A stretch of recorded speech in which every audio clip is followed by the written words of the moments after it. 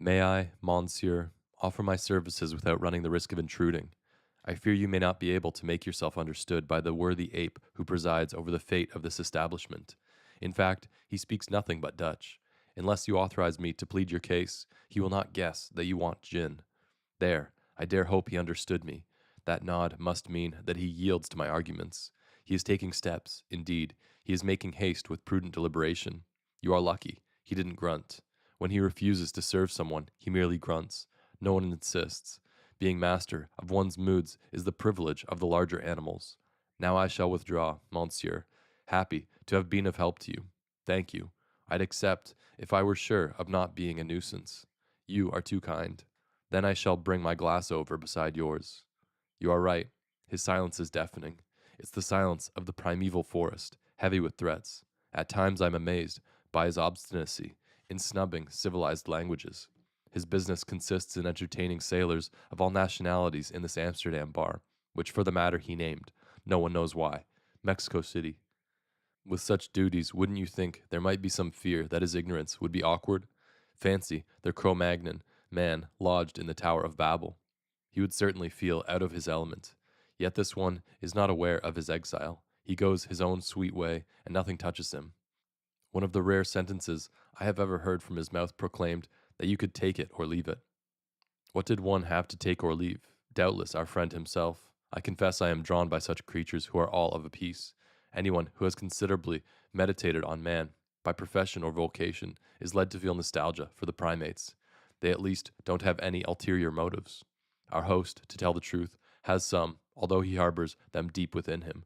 As a result of not understanding what is said in his presence, he has adopted a distrustful disposition.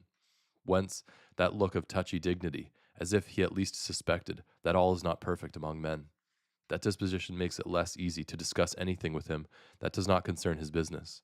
Notice, for instance, on the back wall above his head, that empty rectangle, marking the place where a picture has been taken down. Indeed, there was a picture there, and a particularly interesting one, a real masterpiece. Well, I was present when the master of the house received it, and when he gave it up. In both cases, he did so with the same distrust, after weeks of rumination. In that regard, you must admit that society has somewhat spoiled the frank simplicity of his nature. Mind you, I am not judging him. I consider his distrust justified, and should be inclined to share it if, as you see, my communicative nature were not opposed to this. I am talkative, alas, and make friends easily. Although I know how to keep my distance, I seize any and every opportunity. When I used to live in France, were I to meet an intelligent man, I immediately sought his company. If that be foolish, ah, I see you smile at that use of the subjunctive. I confess my weakness for that mood and for fine speech in general, a weakness that I criticize in myself, believe me. I am well aware that an addiction to silk underwear does not necessarily imply that one's feet are dirty. Nonetheless, style, like sheer silk, too often hides eczema. My consolation is to tell myself that, after all, those who murder the language are not pure either. Why, yes, let's have another gin. Are you staying long in Amsterdam? A beautiful city, isn't it? Fascinating. There's an adjective I haven't heard in some time. Not since leaving Paris, in fact, years ago. But the heart has its own memory, and I have forgotten nothing of our beautiful capital, nor of its quays. Paris is a real trompe-l'oeil, a magnificent stage setting inhabited by 4 million silhouettes, nearly 5 million at the last census. Why, they must have multiplied. And that wouldn't surprise me. It always seemed to me that our fellow citizens had two passions, ideas and fornication, without rhyme or reason, so to speak. Still, let us take care not to condemn them. They are not the only ones, for all Europe is in the same boat. I sometimes think of what future historians will say of us. A single sentence will suffice for modern man. He fornicated and read the papers. After that vigorous definition, the subject will be, if I may say so, exhausted. Oh, not the Dutch. They are much less modern. They have time. Just look at them. What do? Well, these gentlemen over here live off the labors of those ladies over there. All of them, moreover, both male and female, are very middle-class creatures who have come here, as usual, out of mythomania or stupidity, through too much or too little imagination, in short. From time to time, these gentlemen indulge in a little knife or revolver play, but don't get the idea that they're keen on it. Their role calls for it, that's all, and they are dying of fright as they shoot it out. Nevertheless, I find them more moral than the others, those who kill in the bosom of the family by attrition. Haven't you noticed that our society is organized for this kind of liquidation? You have heard, of course, of those tiny fish in the rivers of Brazil that attack the unwary swimmer by thousands, and with swift, little nibbles clean him up in a few minutes, leaving only an immaculate skeleton. Well, that's what their organization is. Do you want a good, clean life, like everybody else? You say yes, of course. How can one say no? Okay, you'll be cleaned up. Here's a job, a family, and organized leisure activities. And the little teeth attack the flesh, right down to the bone. But I am unjust. I shouldn't say their organization. It is ours, after all. It's a question of which will clean up the other. Here is our gin at last. To your prosperity. Yes, the ape opened his mouth to call me doctor. In these countries, everyone is a doctor, or a professor. They like showing respect, out of kindness and out of modesty. Among them, at least, spitefulness is not a national institution. Besides, I am not a doctor. If you want to know, I was a lawyer before coming here. Now, I am judge penitent. But allow me to introduce myself. John Baptiste Clemence, at your service. Pleased to know you. You are in business, no doubt. In a way. Excellent reply. Judicious, too. In all things, we are merely in a way. Now, allow me to play the detective. You are my age in a way, with the sophisticated eye of the man in his 40s who has seen everything, in a way. You are well dressed in a way. That is as people are in our country, and your hands are smooth. Hence, a bourgeois, in a way. But a cultured bourgeois, smiling at the use of the subjunctive, in fact, proves your culture twice over, because you recognize it to begin with, and then because you feel superior to it. Lastly, I amuse you.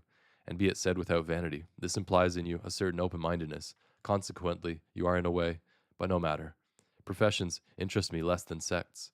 Allow me to ask you 2 questions, and don't answer if you consider them indiscreet. Do you have any possessions? Some? Good. Have you shared them with the poor? No? Then you are what I call a Sadducee. If you are not familiar with the scriptures, I admit that this won't help you. But it does help you, so you know the scriptures. Decidedly, you interest me. As for me, well, judge for yourself.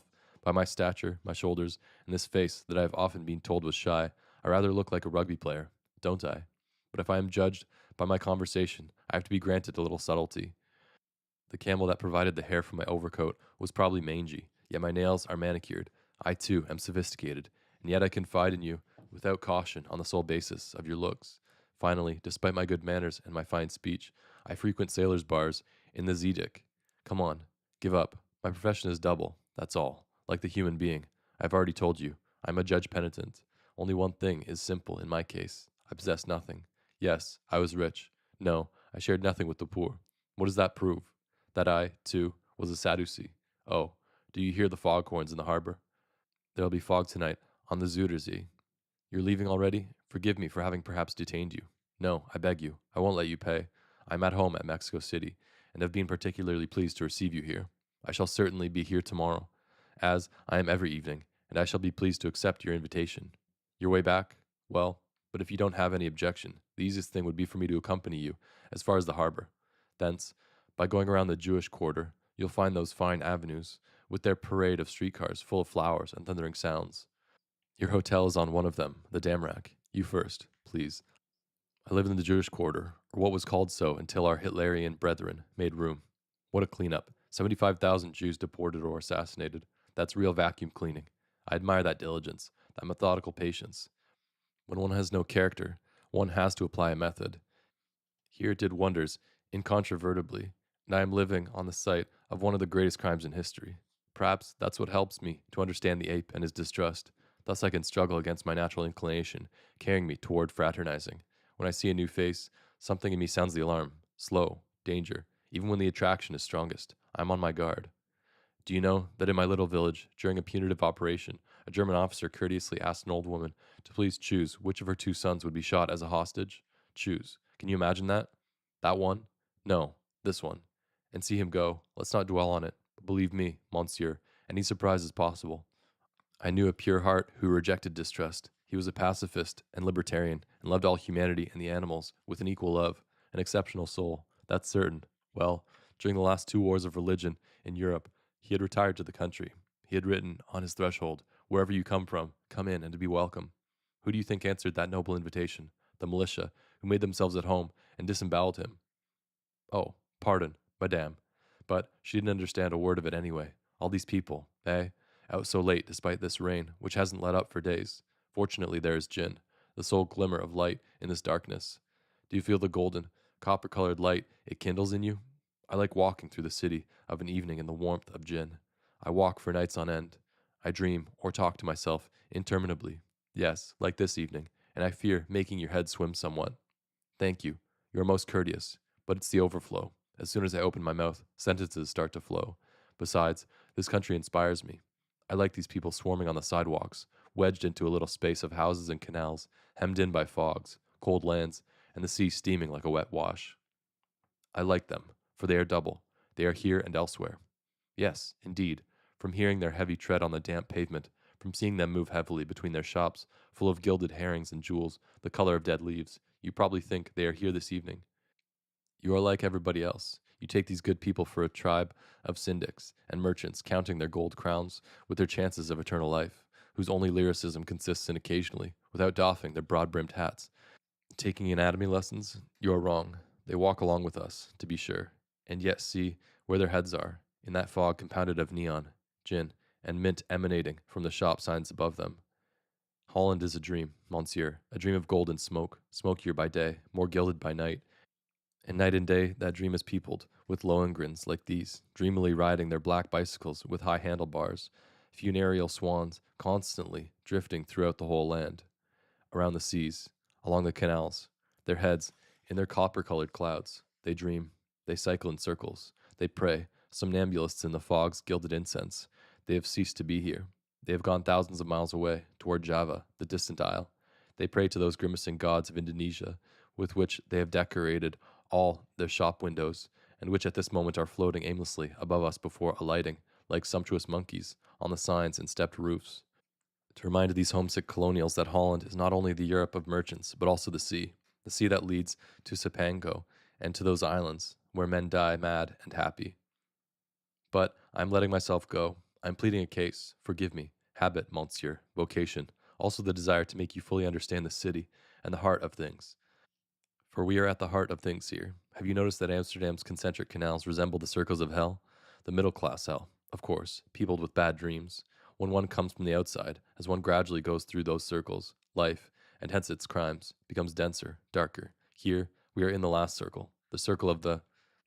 Ah, you know that? By heaven, you become harder to classify. But you understand, then, why I can say that the center of things is here, although we stand at the tip of the continent. A sensitive man grasps such oddities. In any case, the newspaper readers and the fornicators can go no further. They come from the four corners of Europe and stop facing the inner sea on the drab strand.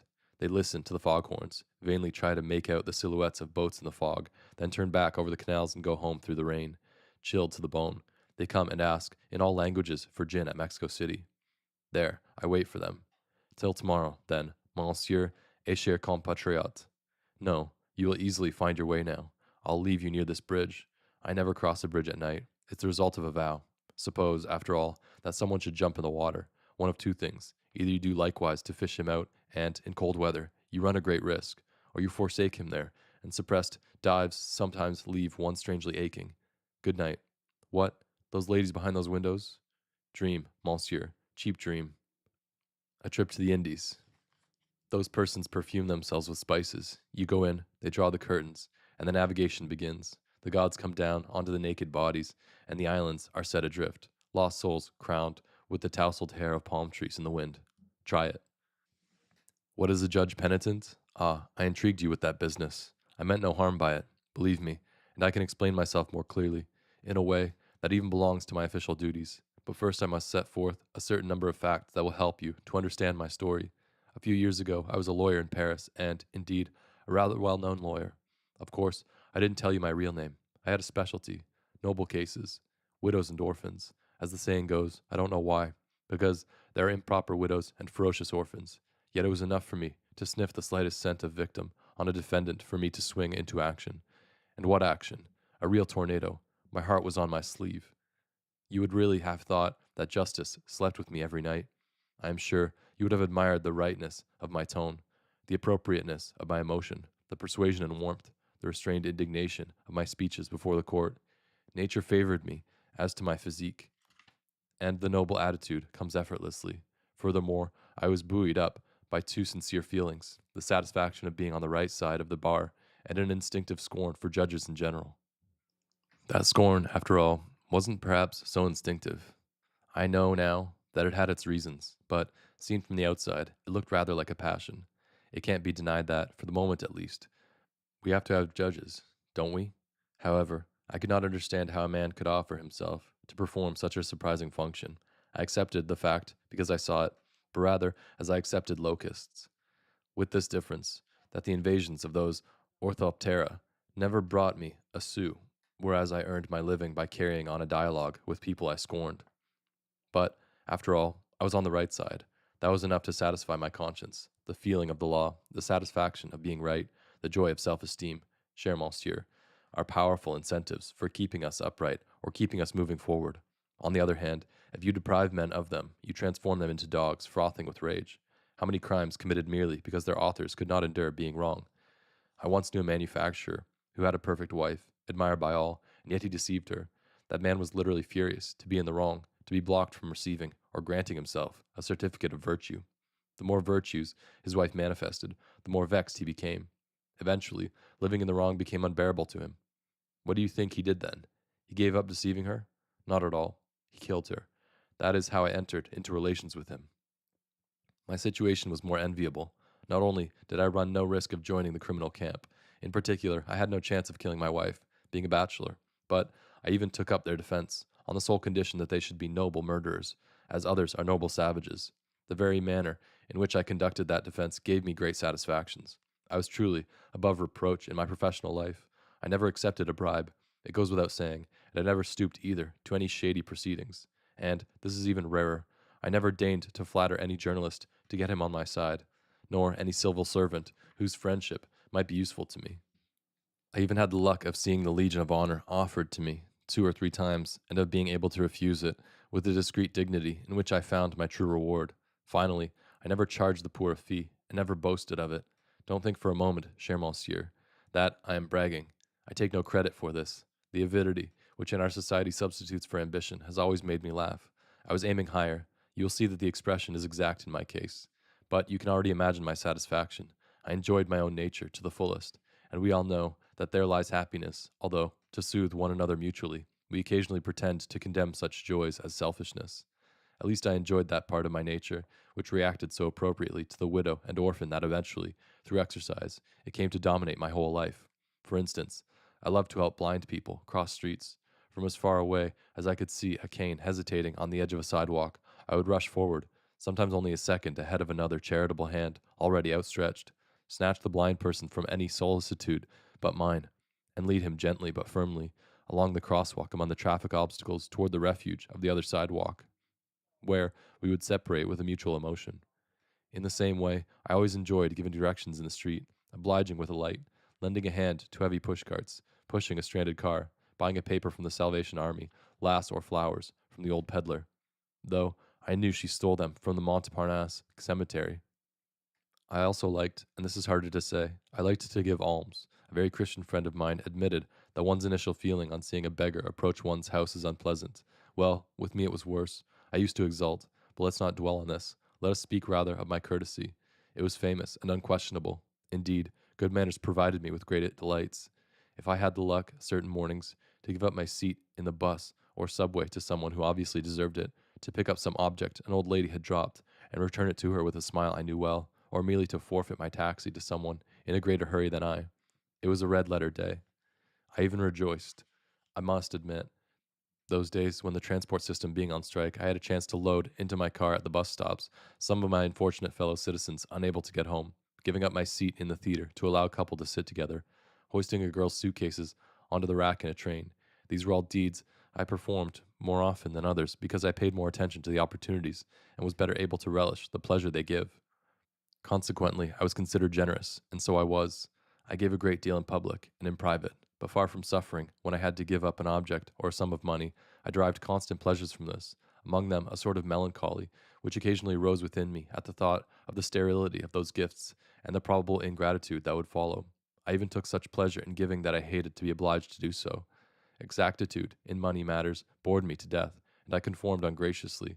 I had to be the master of my liberalities. These are just little touches, but they will help you grasp the constant delights I experienced in my life, and especially in my profession.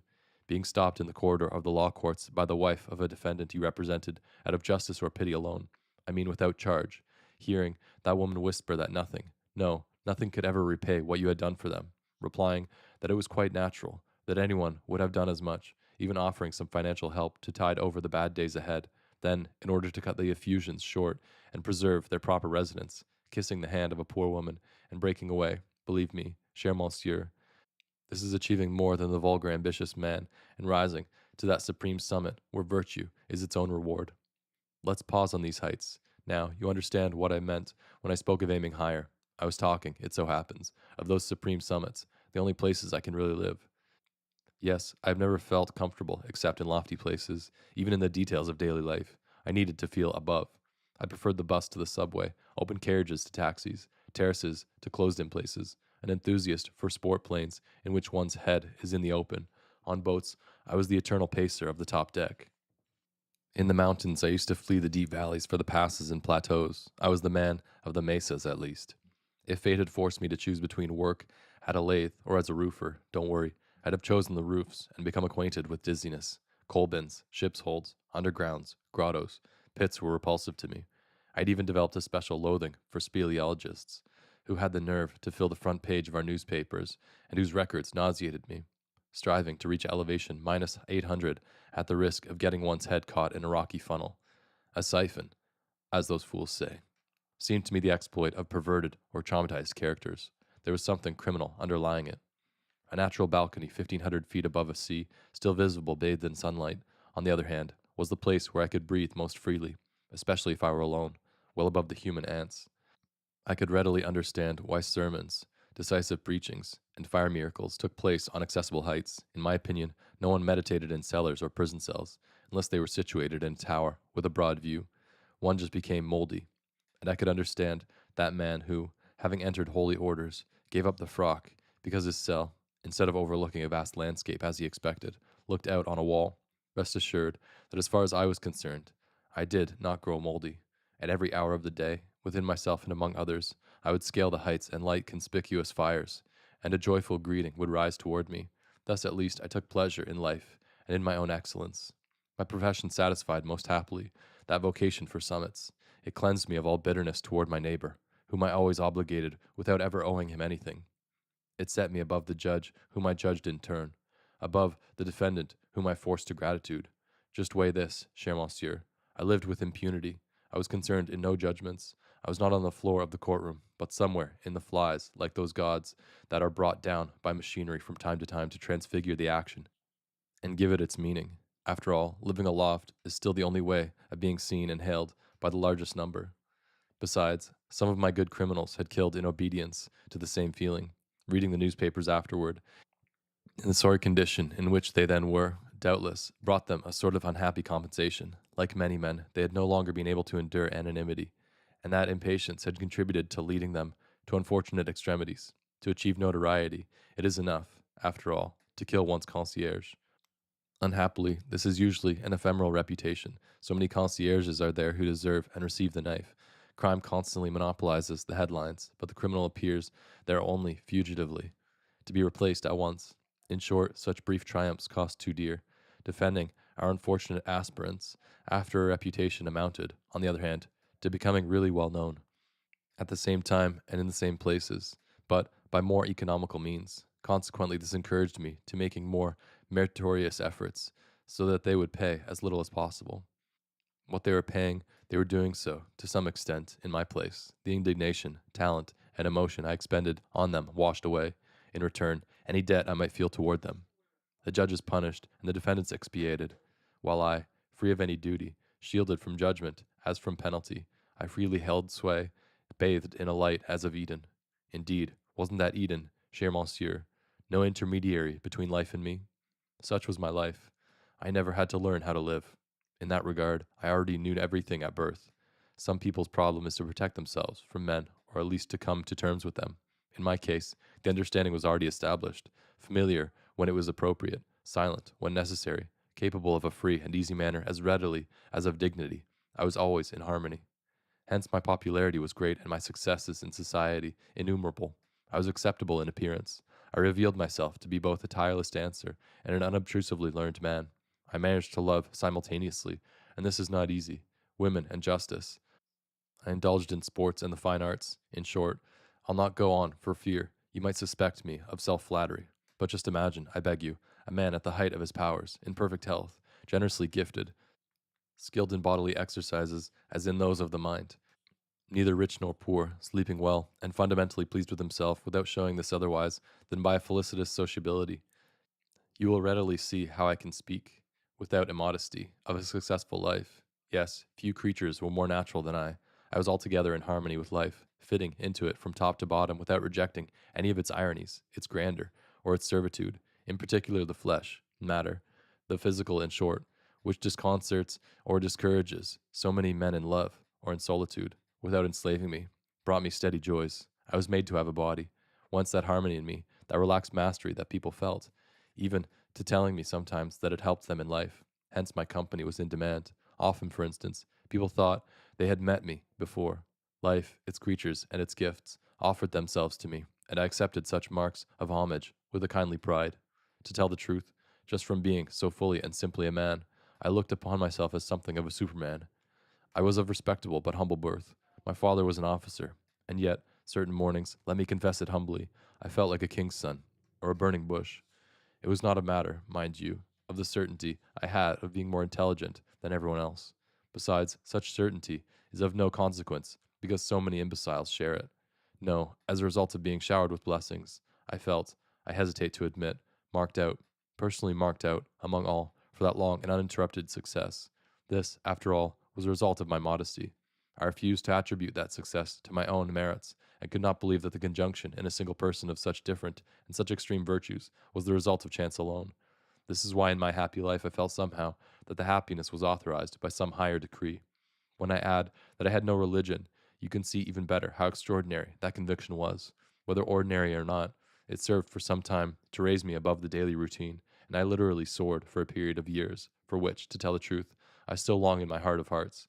I soared until the evening when, but no, that's another matter, and it must be forgotten. Anyway, I am perhaps exaggerating. I was at ease in everything, to be sure, but at the same time satisfied with nothing. Each joy made me desire another. I went from festivity to festivity. On occasion I danced for nights on end, ever madder about people and life. At times, late on those nights when the dancing, the slight intoxication, my wild enthusiasm, everyone's violent unrestraint would fill me with a tired and overwhelmed rapture, it would seem to me, at the breaking point of fatigue, and for a second's flash, that at last I understood the secret of creatures and of the world. But my fatigue would disappear the next day, and with it the secret. I would rush forth anew. I ran on like that, always heaped with favors, never satiated, without knowing where to stop, until the evening rather, when the music stopped and the lights went out, the gay party at which I had been so happy. But allow me to call on our friend the primate. Nod your head to thank him, and, above all, drink up with me. I need your understanding. I see that that declaration amazes you. Have you never suddenly needed understanding? Help? Friendship? Yes, of course. I have learned to be satisfied with understanding. It is found more readily, and besides, it's not binding. I beg you to believe in my sympathetic understanding, in the inner discourse, always proceeds immediately. And now, let's turn to other matters. It's a bored chairman's emotion. It comes cheap, after catastrophes. Friendship is less simple. It is long and hard to obtain. But when one has it, there's no getting rid of it. One simply has to cope with it. Don't think for a minute that your friends will telephone you every evening, as they ought to, in order to find out if this doesn't happen to be the evening when you are deciding to commit suicide, or simply whether you don't need company, whether you are not in a good mood to go out. No, don't worry. They'll ring up the evening you are not alone, when life is beautiful. As for suicide, they would be more likely to push you to it, by virtue of what you owe to yourself, according to them. May heaven protect us, cher monsieur, from being set on a pedestal by our friends, those whose duty is to love us. I mean relatives and connections. What an expression, are another matter. They find the right word, all right, and it hits the bullseye. They telephone as if shooting a rifle, and they know how to aim. Oh, the Bezains. What? What evening? I'll get to it. Be patient with me. In a certain way, I am sticking to my subject, with all that about friends and connections. You see, I've heard of a man whose friend had been imprisoned, and who slept on the floor of his room every night in order not to enjoy a comfort of which his friend had been deprived. Who, cher monsieur, will sleep on the floor for us. Whether I am capable of it myself? Look, I'd like to be, and I shall be. Yes, we shall all be capable of it one day, and that will be salvation. But it's not easy, for friendship is absent-minded, or at least unavailing. It is incapable of achieving what it wants. Maybe, after all, it doesn't want it enough. Maybe we don't love life enough. Have you noticed that death alone awakens our feelings? How we love the friends who have just left us. How we admire those of our teachers who have ceased to speak, their mouths filled with earth. Then the expression of admiration springs forth naturally, that admiration they were perhaps expecting from us all their lives. But do you know why we are always more just and more generous toward the dead? The reason is simple. With them, there is no obligation. They leave us free, and we can take our time, fit the testimonial in between a cocktail party and a nice little mistress, in our spare time, in short. If they forced us to anything, it would be to remembering, and we have a short memory. No, it is the recently dead we love among our friends, the painful dead, our emotion, ourselves after all. For instance, I had a friend I generally avoided. He rather bored me, and, besides, he was something of a moralist. But when he was on his deathbed, I was there. Don't worry, I never missed a day. He died satisfied with me, holding both my hands. A woman who used to chase after me, and in vain, had the good sense to die young. What room in my heart at once, and when in addition, it's a suicide. Lord, what a delightful commotion. One's telephone rings, one's heart overflows, and the intentionally short sentences, yet heavy with implications, one's restrained suffering, and even, yes, a bit of self-accusation. That's the way man is, cher monsieur. He has two faces. He can't love without self-love. Notice your neighbors if perchance a death takes place in the building. They were asleep in their little routine, and suddenly, for example, the concierge dies. At once they awake, bestir themselves, get the details, commiserate. A newly dead man, and the show begins at last. They need tragedy, don't you know? It's their little transcendence, their aperitif. Moreover, is it mere chance that I should speak of a concierge? I had one, really ill-favored, malice incarnate, a monster of insignificance and rancor. Who would have discouraged a Franciscan? I had even given up speaking to him, but by his mere existence he compromised my customary contentedness. He died, and I went to his funeral. Can you tell me why? Anyway, the 2 days preceding the ceremony were full of interest. The concierge's wife was ill, lying in a single room, and near her the coffin had been set on sawhorses. Everyone had to get his mail himself. You opened the door, said, "Bonjour, madame," listened to her praise of the dear departed as she pointed to him, and took your mail. Nothing very amusing about that, and yet the whole building passed through her room, which stank of carbolic acid, and the tenants didn't send their servants either. They came themselves to take advantage of the unexpected attraction. The servants did too, of course, but on the sly. The day of the funeral, the coffin was too big for the door. "Oh, my dearie," the wife said from her bed, with a surprise, at once delighted and grieved. "How big he was." "Don't worry, madame," replied the funeral director. "We'll get him through edgewise and upright." He was got through upright and then laid down again, and I was the only one, with a former cabaret doorman who, I gathered, used to drink his Pernod every evening with the departed, to go as far as the cemetery and strew flowers on a coffin of astounding luxury. Then I paid a visit to the concierge's wife to receive her thanks expressed as by a great tragedienne. Tell me, what was the reason for all that? None, except the aperitif. I likewise buried an old fellow member of the Lawyers' Guild, a clerk to whom no one paid attention, but I always shook his hand. Where I worked, I used to shake everyone's hand. Moreover, being doubly sure to miss no one. Without much effort, such cordial simplicity won me the popularity so necessary to my contentment. For the funeral of our clerk, the president of the guild had not gone out of his way, but I did, and on the eve of a trip, as was amply pointed out, it so happened that I knew my presence would be noticed and favorably commented on. Hence, you see, not even the snow that was falling that day made me withdraw. What? I'm getting to it. Never fear. Besides, I have never left it. But let me first point out that my concierge's wife, who had gone to such an outlay for the crucifix, heavy oak, and silver handles in order to get the most out of her emotion, had shacked up a month later with an overdressed yokel proud of his singing voice. He used to beat her. Frightful screams could be heard, and immediately afterward he would open the window and give forth with his favorite song. "Women, how pretty you are. All the same," the neighbors would say. "All the same what?"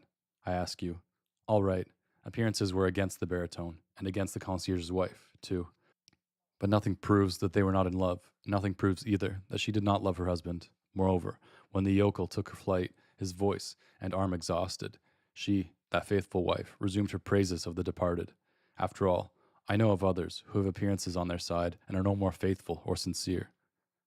I knew a man who gave 20 years of his life to a scatterbrained woman, sacrificing everything to her, his friendships, his work, the very respectability of his life, and who one evening recognized that he had never loved her. He had been bored, that's all, bored like most people. Hence, he had made himself out of whole cloth a life full of complications and drama. Something must happen, and that explains most human commitments. Something must happen, even loveless slavery, even war or death. Hooray, then, for funerals. But I at least didn't have that excuse. I was not bored because I was riding on the crest of the wave. On the evening I am speaking about, I can say that I was even less bored than ever. And yet, you see, cher monsieur, it was a fine autumn evening, still warm in town and already damp over the Seine. Night was falling. The sky, still bright in the west, was darkening. The street lamps were glowing dimly. I was walking up the quays of the left bank toward the Pont des Arts. The river was gleaming between the stalls of the second-hand booksellers. There were but few people on the quays. Paris was already at dinner. I was treading on the dusty yellow leaves that still recalled summer. Gradually, the sky was filling with stars that could be seen for a moment after leaving one street lamp and heading toward another. I enjoyed the return of silence, the evening's mildness, the emptiness of Paris. I was happy. The day had been good. A blind man, the reduced sentence I had hoped for, a cordial hand clasp from my client, a few liberalities, and in the afternoon, a brilliant improvisation in the company of several friends on the hard-heartedness of our governing class and the hypocrisy of our leaders. I had gone up on the Pont des Arts, deserted at that hour, to look at the river that could hardly be made out now. Night had come. Facing the statue of the Vert Galant, I dominated the island. I felt rising within me a vast feeling of power and, I don't know how to express it, of completion, which cheered my heart. I straightened up and was about to light a cigarette, the cigarette of satisfaction, when, at that very moment, a laugh burst out behind me. Taken by surprise, I suddenly wheeled around. There was no one there. I stepped to the railing. No barge or boat. I turned back toward the island and, again, heard the laughter behind me, a little farther off, as if it were going downstream. I stood there motionless. The sound of the laughter was decreasing, but I could still hear it distinctly behind me, come from nowhere unless from the water. At the same time, I was aware of the rapid beating of my heart. Please, don't misunderstand me. There was nothing mysterious about that laugh. It was a good, hearty, almost friendly laugh, which reestablished the proper proportions. Soon I heard nothing more. Anyway, I returned to the quays, went up the Rue Dauphine, bought some cigarettes I didn't need at all. I was dazed and had trouble breathing. That evening I rang up a friend who wasn't at home. I was hesitating about going out when, suddenly, I heard laughter under my windows. I opened them. On the sidewalk, in fact, some youths were loudly saying good night. I shrugged my shoulders as I closed the windows. After all, I had a brief to study. I went into the bathroom to drink a glass of water. My reflection was smiling in the mirror, but it seemed to me that my smile was double. What? Forgive me. I was thinking of something else. I'll see you again tomorrow, probably. Tomorrow. Yes, that's right. No, I can't stay. Besides, I'm called in consultation by that brown bear of a man you see over there. A decent fellow, for sure, whom the police are meanly persecuting out of sheer perversity. You think he looks like a killer? Rest assured that his actions conform to his looks. He burgles likewise, and you will be surprised to learn that that caveman is specialized in the art trade. In Holland, everyone is a specialist in paintings and in tulips. This one, with his modest mien, is the author of the most famous theft of a painting. Which one? I may tell you. Don't be surprised at my knowledge. Although I am a judge penitent, I have my sideline here. I am the legal counselor of these good people. I studied the laws of the country and built up a clientele in this quarter where diplomas are not required. It wasn't easy, but I inspire confidence, don't I? I have a good, hearty laugh and an energetic handshake, and those are trump cards. Besides, I settled a few difficult cases, out of self-interest to begin with, and later, out of conviction. If pimps and thieves were invariably sentenced, all decent people would get to thinking they themselves were constantly innocent, cher monsieur. And in my opinion, all right, I'm coming. That's what must be avoided above all. Otherwise, everything would be just a joke. Really, mon cher compatriot, I am grateful to you for your curiosity. However, there is nothing extraordinary about my story. Since you are interested, I'll tell you that I thought a little about that laugh for a few days, then forgot about it. Once in a great while, I seemed to hear it within me, but most of the time, without making any effort, I thought of other things. Yet, I must admit that I ceased to walk along the Paris quays. When I would ride along them in a car or bus, a sort of silence would descend on me. I was waiting, I believe, but I would cross the Seine, nothing would happen, and I would breathe again. I also had some health problems at the time. Nothing definite, a dejection perhaps, a sort of difficulty in recovering my good spirits. I saw doctors, who gave me stimulants. I was alternately stimulated and depressed. Life became less easy for me. When the body is sad, the heart languishes. It seemed to me that I was half unlearning what I had never learned, and yet knew so well, how to live. Yes, I think it was probably then that everything began. But this evening, I don't feel quite up to snuff either. I even find trouble expressing myself. I'm not talking so well, it seems to me, and my words are less assured. Probably the weather. It's hard to breathe. The air is so heavy it weighs on one's chest. Would you object, mon cher compatriote, to going out and walking in the town a little? Thank you. How beautiful the canals are this evening. I like the breath of stagnant waters, the smell of dead leaves soaking in the canal, and the funereal scent rising from the barges loaded with flowers. No, no, there's nothing morbid about such a taste, I assure you. On the contrary, it's deliberate with me. The truth is that I force myself to admire these canals. What I like most in the world is Sicily, you see, and especially from the top of Etna, in the sunlight, provided I dominate the island and the sea. Java, too. But at the time of the trade winds, yes, I went there in my youth, in a general way. I like all islands. It is easier to dominate them. Charming house, isn't it? The two heads you see up there are heads of Negro slaves, a shop sign. The house belonged to a slave dealer. Oh, they weren't squeamish in those days. They had assurance. They announced, you see, I'm a man of substance. I'm in the slave trade. I deal in black flesh. Can you imagine anyone today making it known publicly that such is his business? What a scandal. I can hear my Parisian colleagues right now. They are adamant on the subject. They wouldn't hesitate to launch 2 or 3 manifestos, maybe even more. And on reflection, I'd add my signature to theirs. Slavery? Certainly not. We are against it. That we should be forced to establish it at home or in our factories. Well, that's natural, but boasting about it, that's the limit.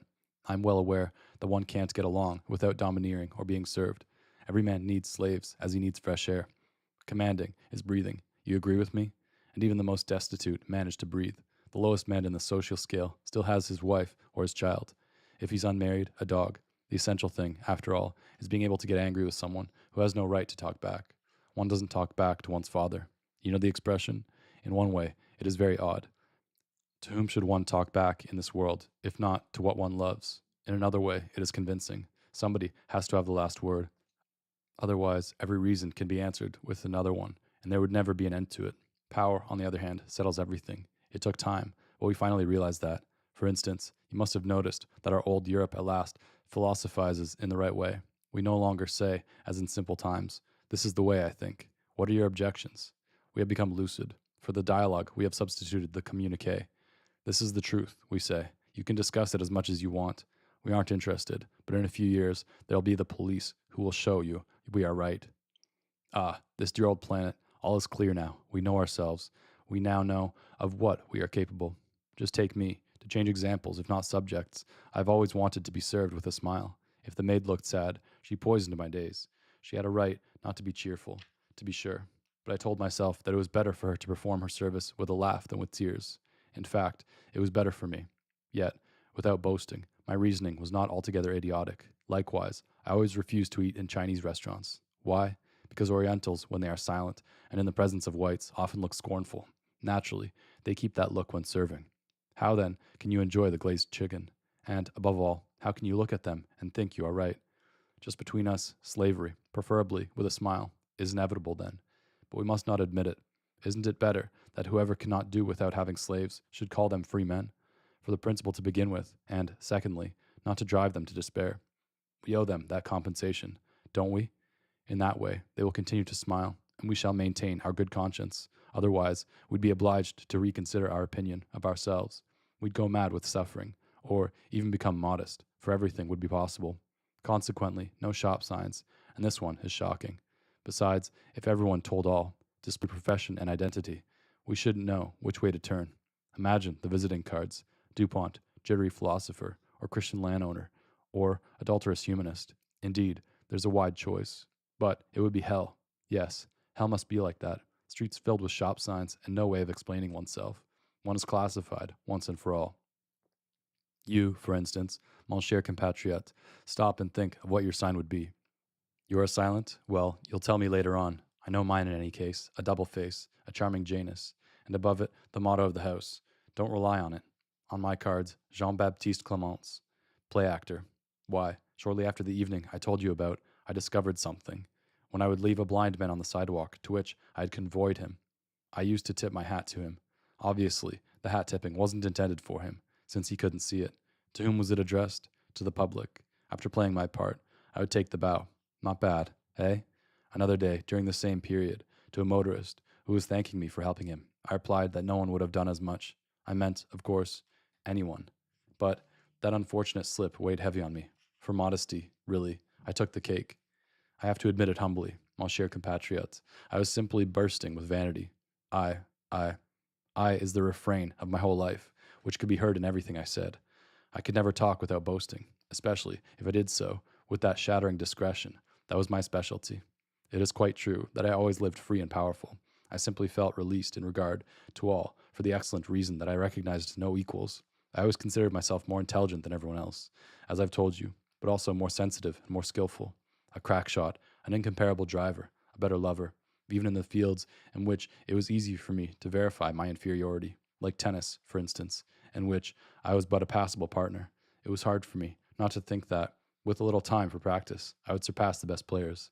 I admitted only superiorities in me, and this explained my goodwill and serenity. When I was concerned with others, I was so out of pure condescension and utter freedom, and all the credit went to me. My self-esteem would go up a degree. Along with a few other truths, I discovered these facts little by little in the period following the evening I told you about. Not all at once, nor very clearly. First, I had to recover my memory. By gradual degrees, I saw more clearly. I learned a little of what I knew. Until then, I had always been aided by an extraordinary ability to forget.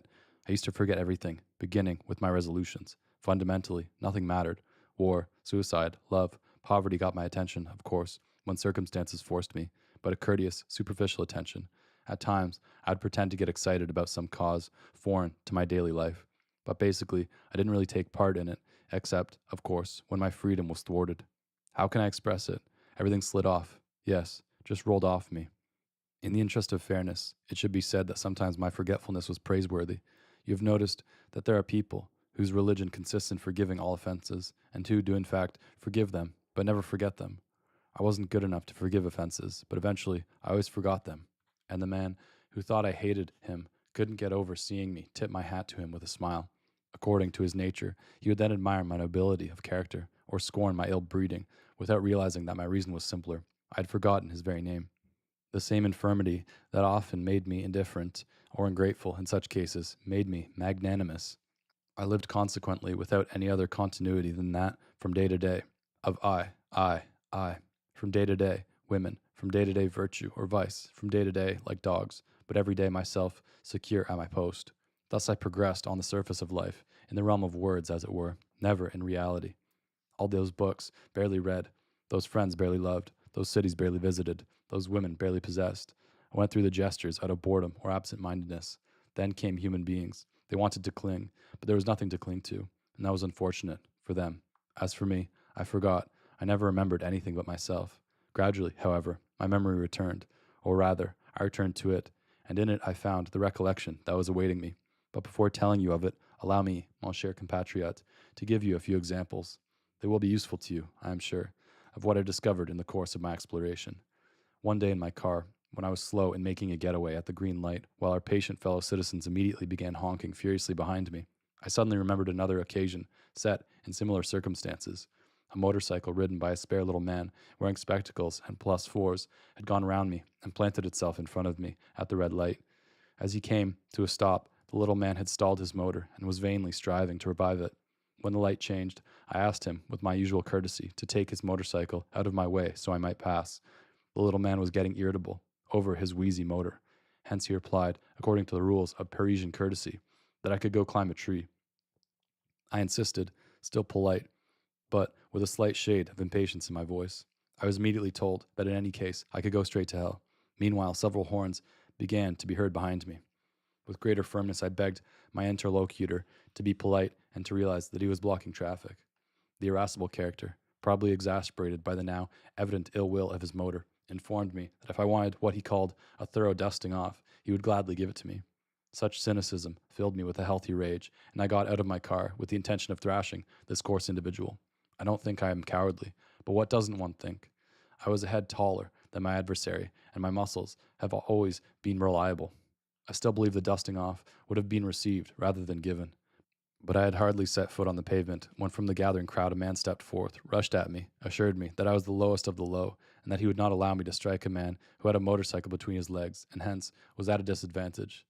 I turned toward this musketeer and, in truth, didn't even see him. Indeed, hardly had I turned my head when, almost simultaneously, I heard the motorcycle begin popping again, and received a violent blow on the car.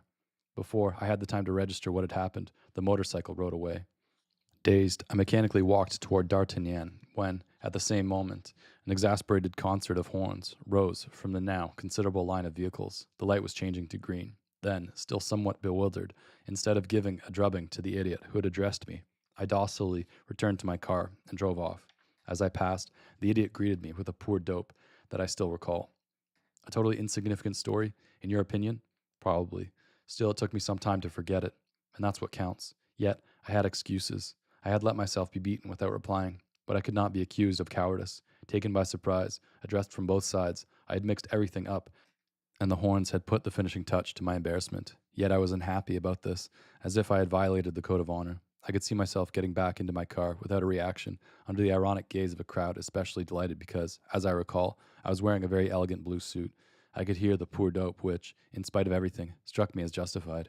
In short, I had collapsed in public, as a result of a series of circumstances, to be sure. But there are always circumstances. As an afterthought, I clearly saw what I should have done. I saw myself felling D'Artagnan with a good hook to the jaw, getting back into my car, pursuing the monkey who had struck me, overtaking him, jamming his machine against the curb, taking him aside, and giving him the licking he had fully deserved. With a few variants, I ran off this little film 100 times in my imagination, but it was too late, and for several days I chewed a bitter resentment. Why, it's raining again. Let's stop, shall we? Under this portico? Good. Where was I? Oh, yes, honor.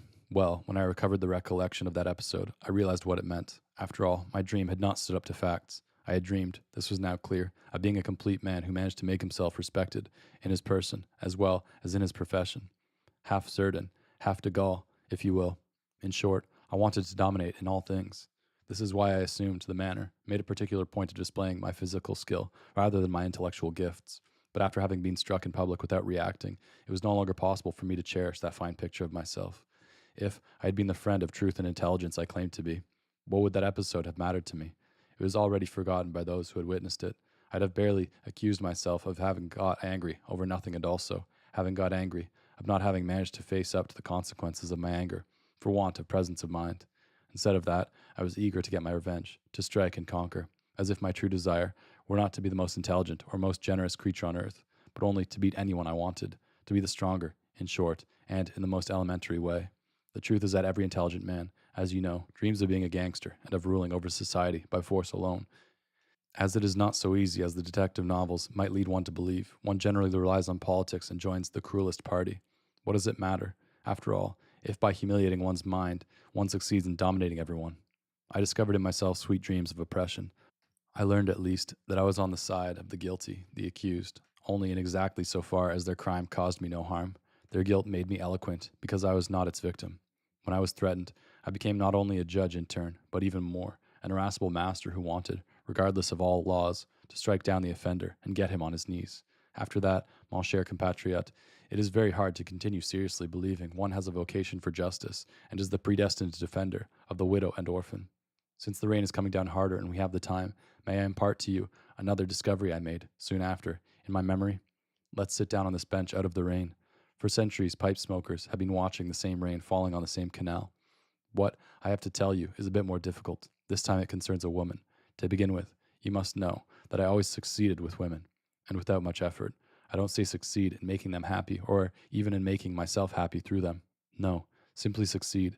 I used to achieve my ends just about whenever I wanted. I was considered to have charm. Fancy that. You know what charm is? A way of getting the answer yes without having asked any clear question.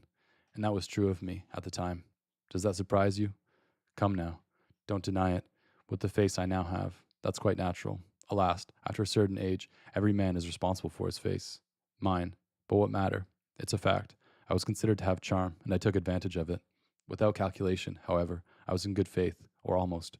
My relationship with women was natural, free, easy, as the saying goes. No guile in it except that obvious guile which they look upon as a homage. I loved them, according to the hollowed expression, which amounts to saying that I never loved any of them. I always considered misogyny vulgar and stupid, and almost all the women I have known seemed to me better than I.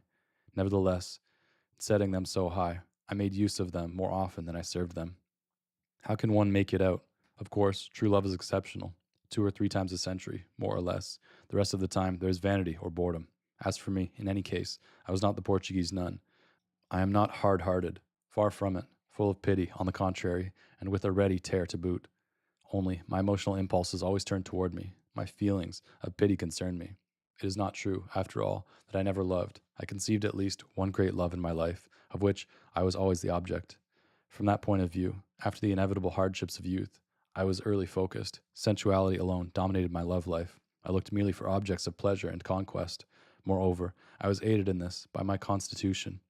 Nature had been generous with me. I was considerably proud of this, and derived many satisfactions therefrom, without my knowing now whether they were physical or based on prestige. Of course, you will say that I am boasting again. I shan't deny it, and I am hardly proud of doing so, for here I am boasting of what is true. In any case, my sensuality, to limit myself to it, was so real that even for a 10-minute adventure, I'd have disowned father and mother, even were I to regret it bitterly. Indeed, especially for a 10-minute adventure, and even more so if I were sure it was to have no sequel. I had principles, to be sure, such as that the wife of a friend is sacred. But I simply ceased quite sincerely, a few days before, to feel any friendship for the husband. Maybe I ought not to call this sensuality. Sensuality is not repulsive. Let's be indulgent and use the word infirmity, a sort of congenital inability to see and love anything but the physical. That infirmity, after all, was convenient. Combined with my faculty for forgetting, it favored my freedom. At the same time, through a certain appearance of inaccessibility and unshakable independence it gave me, it provided the opportunity for new successes. As a result of not being romantic, I gave romance something to work on. Our feminine friends have in common with Bonaparte the belief that they can succeed where everyone else has failed. In this exchange, moreover, I satisfied something in addition to my sensuality, my passion for gambling. I loved in women my partners in a certain game, which had at least the taste of innocence. You see, I can't endure being bored and appreciate only diversions in life. Any society, however brilliant, soon crushes me, whereas I have never been bored with the women I liked. It hurts me to confess it, but I'd have given 10 conversations with Einstein for an initial rendezvous with a pretty chorus girl. It's true that at the 10th rendezvous, I was longing for Einstein or a serious book. In short, I was never concerned with the major problems except in the intervals between my little excesses, and how often, standing on the sidewalk involved in a passionate discussion with friends, I lost the thread of the argument being developed because a devastating woman was crossing the street at that very moment. Hence I played the game. I knew they didn't like one to reveal one's purpose too quickly. First, there had to be conversation, fond attentions, as they say. I wasn't worried about speeches, being a lawyer, nor about glances, having been an amateur actor during my military service. I often changed parts, but it was always the same play. For instance, the scene of the incomprehensible attraction, of the mysterious something, of the it's unreasonable, I certainly didn't want to be attracted. I was even tired of love, etc. Always worked, though it is one of the oldest in the repertory. There was also the gambit of the mysterious happiness no other woman has ever given you. It may be a blind alley. Indeed, it surely is, for one cannot protect oneself too much, but it just happens to be unique. Above all, I had perfected a little speech which was always well received and which, I am sure, you will applaud. The essential part of that act lay in the assertion, painful and resigned, that I was nothing, that it was not worth getting involved with me, that my life was elsewhere and not related to everyday happiness, a happiness that maybe I should have preferred to anything. But there you were. It was too late. As to the reasons behind this decisive lateness, I maintained secrecy, knowing that it is always better to go to bed with a mystery. In a way, moreover, I believed what I said. I was living my part. It is not surprising that my partners likewise began to tread the boards enthusiastically. The most sensitive among them tried to understand me, and that effort led them to melancholy surrenders. The others, satisfied to note that I was respecting the rules of the game and had the tactfulness to talk before acting, progressed without delay to the realities. This meant I had won, and twice over, since, besides the desire I felt for them, I was satisfying the love I bore myself by verifying each time my special powers. This is so true that even if some among them provided but slight pleasure, I nevertheless tried to resume relations with them at long intervals, helped doubtless by that strange desire kindled by absence and a suddenly recovered complicity, but also to verify the fact that our ties still held and that it was my privilege, alone to tighten them. Sometimes I went so far as to make them swear not to give themselves to any other man, in order to quiet my worries once and for all on that score. My heart, however, played no part in that worry, nor even my imagination. A certain type of pretension was in fact so personified in me that it was hard for me to imagine, despite the facts, that a woman who had once been mine could ever belong to another. But the oath they swore to me liberated me while it bound them. As soon as I knew they would never belong to anyone, I could make up my mind to break off, which otherwise was almost always impossible for me. As far as they were concerned, I had proved my point once and for all, and assured my power for a long time. Strange, isn't it? But that's the way it was, mon cher compatriot. Some cry, love me. Others, don't love me. But a certain genus, the worst and most unhappy, cries, don't love me and be faithful to me. Except that the proof is never definitive. After all, one has to begin again with each new person. As a result of beginning over and over again, one gets in the habit. Soon the speech comes without thinking, and the reflex follows. And one day you find yourself taking without really desiring. Believe me, for certain men at least, not taking what one doesn't desire is the hardest thing in the world.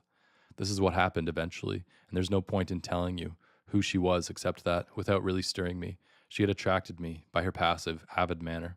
Frankly, it was a shabby experience, as I should have expected, but I never had any complexes and soon forgot the person, whom I didn't see again. I thought she hadn't noticed anything and didn't even imagine she could have an opinion. Besides, in my eyes, her passive manner cut her off from the world.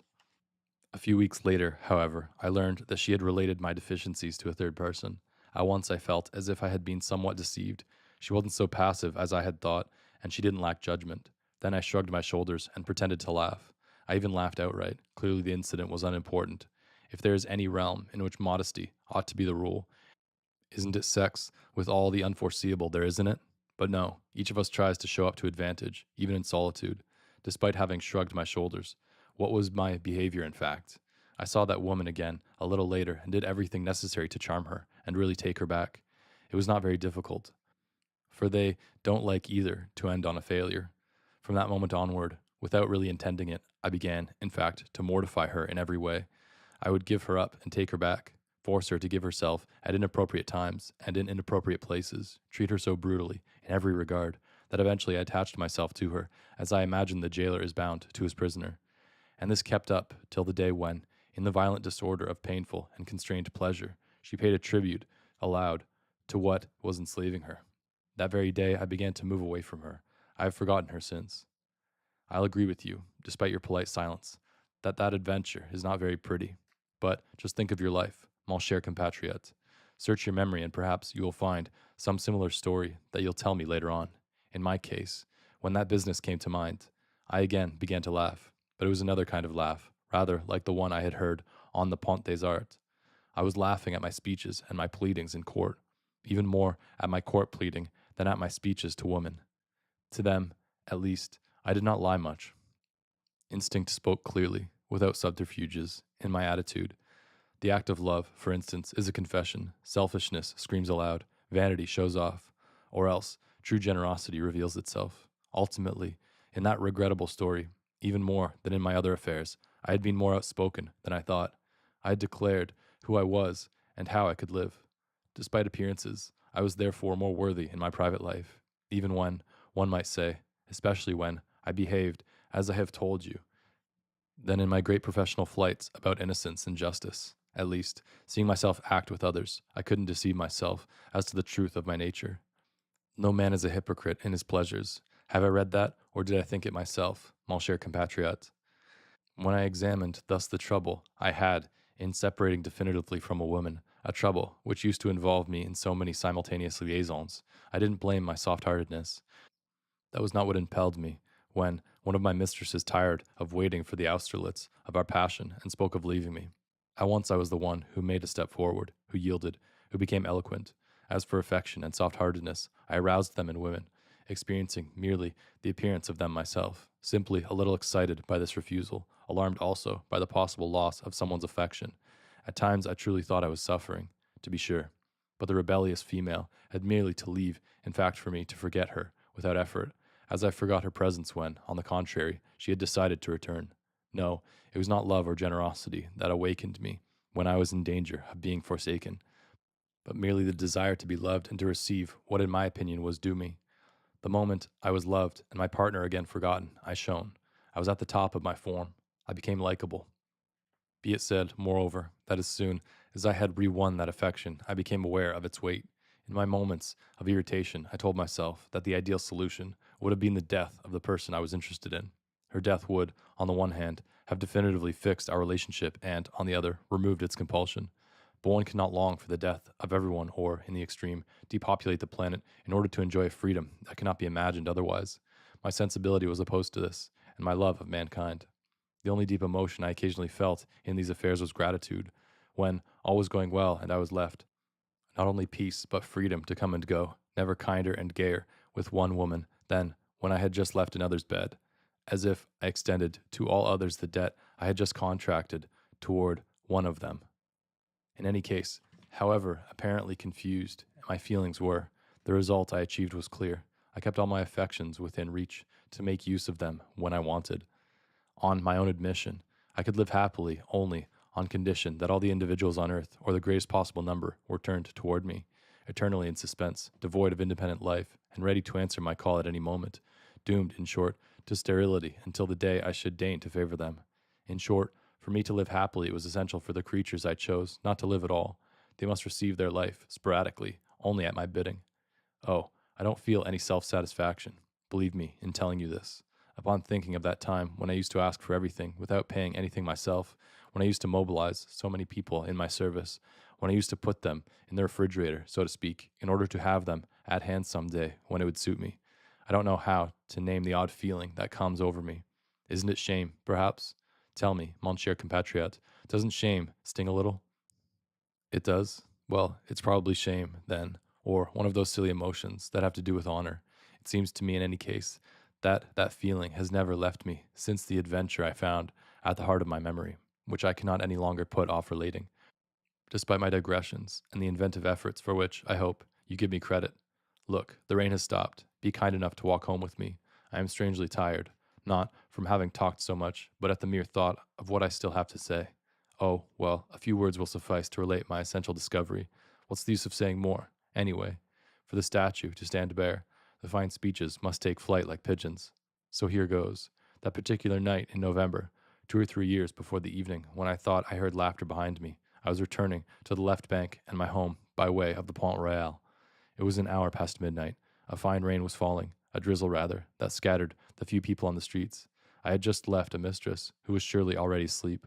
I was enjoying that walk, a little numbed, my body calmed and irrigated by a flow of blood gentle as the falling rain.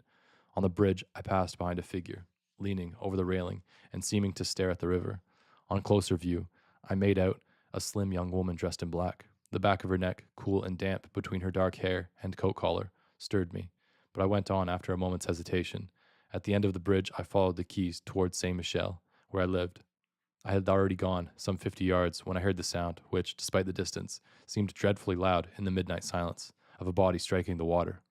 I stopped short, but without turning around. Almost at once I heard a cry, repeated several times, which was going downstream. Then it suddenly ceased. The silence that followed, as the night suddenly stood still, seemed interminable. I wanted to run, and yet didn't stir. I was trembling, I believe from cold and shock. I told myself that I had to be quick, and I felt an irresistible weakness steal over me. I have forgotten what I thought then. Too late, too far, or something of the sort. I was still listening as I stood motionless. Then, slowly under the rain, I went away. I informed no one. But here we are. Here's my house, my shelter. Tomorrow? Yes, if you wish. I'd like to take you to the island of Marken, so you can see the Zuider Zee. Let's meet at 11 at Mexico City. What? That woman? Oh, I don't know. Really, I don't know. The next day, and the days following, I didn't read the papers. A doll's village, isn't it? No shortage of quaintness here. But I didn't bring you to this island for quaintness, cher ami. Anyone can show you peasant headdresses, wooden shoes, and ornamented houses with fishermen smoking choice tobacco surrounded by the smell of furniture wax. I am one of the few people, on the other hand, who can show you what really matters here. We are reaching the dike. We'll have to follow it to get as far as possible from these two charming houses. Please, let's sit down. Well, what do you think of it? Isn't it the most beautiful negative landscape? Just see on the left that pile of ashes they call a dune here, the great dike on the right, the livid beach at our feet. And in front of us, the sea, the color of a weak lye solution, with the vast sky reflecting the colorless waters. A soggy hell, indeed. Everything horizontal, no relief, space is colorless, and life dead. Is it not universal obliteration, everlasting nothingness made visible? No human beings, above all, no human beings. You and I alone, facing the planet, at last deserted. The sky is alive. You are right, cher ami. It thickens, becomes concave, opens up air shafts, and closes cloudy doors.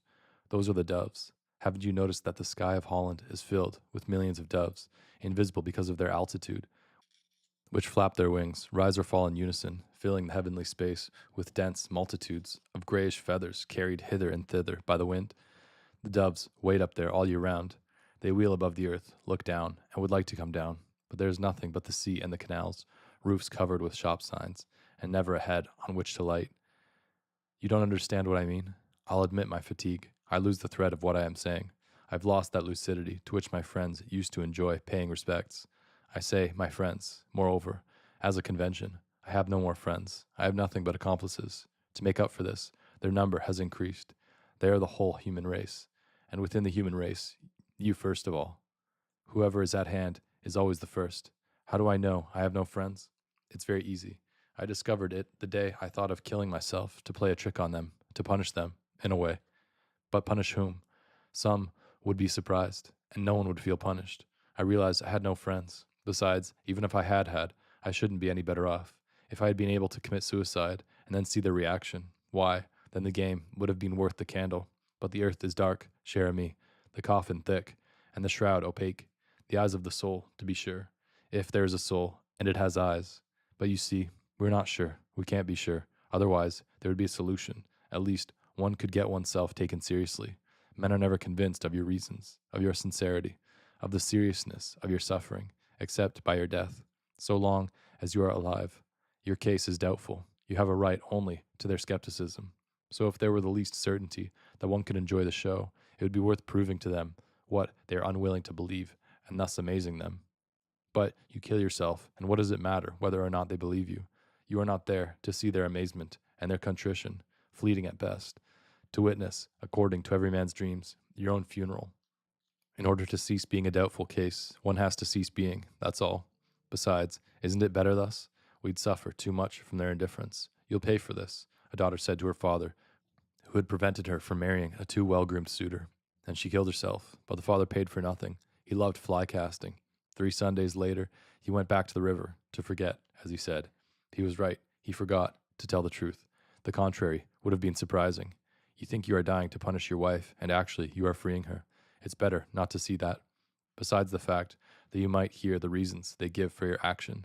As far as I am concerned, I can hear them now. He killed himself because he couldn't bear. Ah, cher ami, how poor in invention men are. They always think one commits suicide for a reason, but it's quite possible to commit suicide for 2 reasons. No, that never occurs to them. So what's the good of dying intentionally, of sacrificing yourself to the idea you want people to have of you? Once you are dead, they will take advantage of it to attribute idiotic or vulgar motives to your action. Martyrs, cher ami, must choose between being forgotten, mocked, or made use of. As for being understood, never. Besides, let's not beat about the bush. I love life. That's my real weakness. I love it so much that I am incapable of imagining what is not life. Such avidity has something plebeian about it, don't you think? Aristocracy cannot imagine itself without a little distance surrounding itself and its life. One dies if necessary. One breaks rather than bending. But I bend, because I continue to love myself. For example, after all I have told you, what do you think I developed? An aversion for myself? Come, come. It was especially with others that I was fed up. To be sure, I knew my failings and regretted them. Yet I continued to forget them with a rather meritorious obstinacy. The prosecution of others, on the contrary, went on constantly in my heart. Of course, does that shock you? Maybe you think it's not logical, but the question is not to remain logical. The question is to slip through, and, above all, yes, above all, the question is to elude judgment. I'm not saying to avoid punishment, for punishment without judgment is bearable. It has a name. Besides, that guarantees our innocence. It is called misfortune. No, on the contrary, it's a matter of dodging judgment, of avoiding being forever judged without ever having a sentence pronounced. But one can't dodge it so easily. Today, we are always ready to judge as we are to fornicate, with this difference that there are no inadequacies to fear. If you doubt this, just listen to the table conversation during August in those summer hotels where our charitable fellow citizens take the boredom cure. If you still hesitate to conclude, read the writings of our great men at the moment, or else observe your own family and you will be edified. Mon cher ami, let's not give them any pretext, no matter how small, for judging us. Otherwise, we'll be left in shreds. We are forced to take the same precautions as the animal tamer. If, before going into the cage, he has the misfortune to cut himself while shaving, what a feast for the wild animals. I realized this all at once the moment I had the suspicion that maybe I wasn't so admirable. From then on, I became distrustful. Since I was bleeding slightly, there was no escape for me. They would devour me. My relations with my contemporaries were apparently the same, and yet subtly out of tune. My friends hadn't changed. On occasion, they still extolled the harmony and security they found in my company, but I was aware only of the dissonances and disorder that filled me. I felt vulnerable and open to public accusation. In my eyes, my fellows ceased to be respectful public to which I was accustomed. The circle of which I was the center broke, and they lined up in a row, as on the judge's bench. In short, the moment I grasped that there was something to judge in me, I realized that there was in them an irresistible vocation for judgment. Yes, they were there as before, but they were laughing, or rather it seemed to me that everyone I encountered was looking at me with a hidden smile. I even had the impression, at that time, that people were tripping me up. 2 or 3 times, in fact, I stumbled as I entered public places. Once, even, I went sprawling on the floor. The Cartesian Frenchman in me didn't take long to catch hold of himself and attribute those accidents to the only reasonable divinity, that is, chance. Nonetheless, my distrust remained.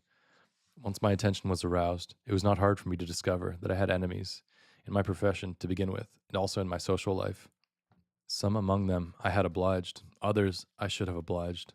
All that, after all, was natural, and I discovered it without too much grief. It was harder and more painful, on the other hand, to admit that I had enemies among people I hardly knew or didn't know at all. I had always thought, with the ingenuousness I have already illustrated to you, that those who didn't know me couldn't resist liking me if they came to know me. Not at all. I encountered hostility especially among those who knew me only at a distance without my knowing them myself. Doubtless they suspected me of living fully, given up completely to happiness, and that cannot be forgiven. The look of success, when it is worn in a certain way, would infuriate a jackass. Then again, my life was full to bursting, and for lack of time, I used to refuse many advances. Then I would forget my refusals, for the same reason.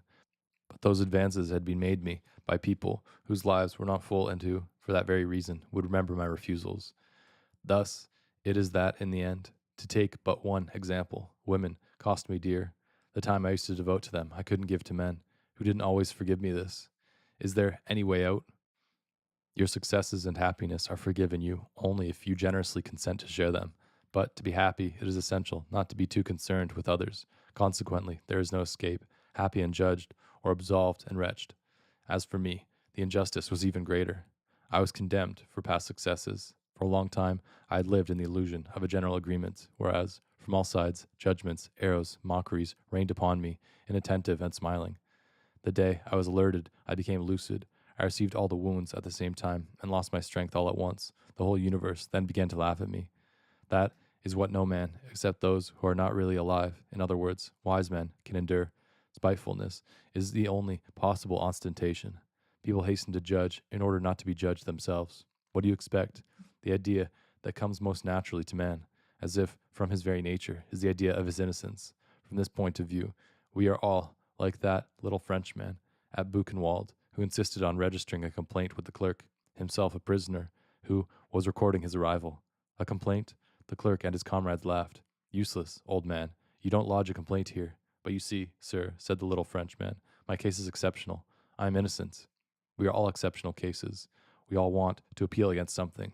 Each of us insists on being innocent at all cost, even if he has to accuse the whole human race and heaven itself.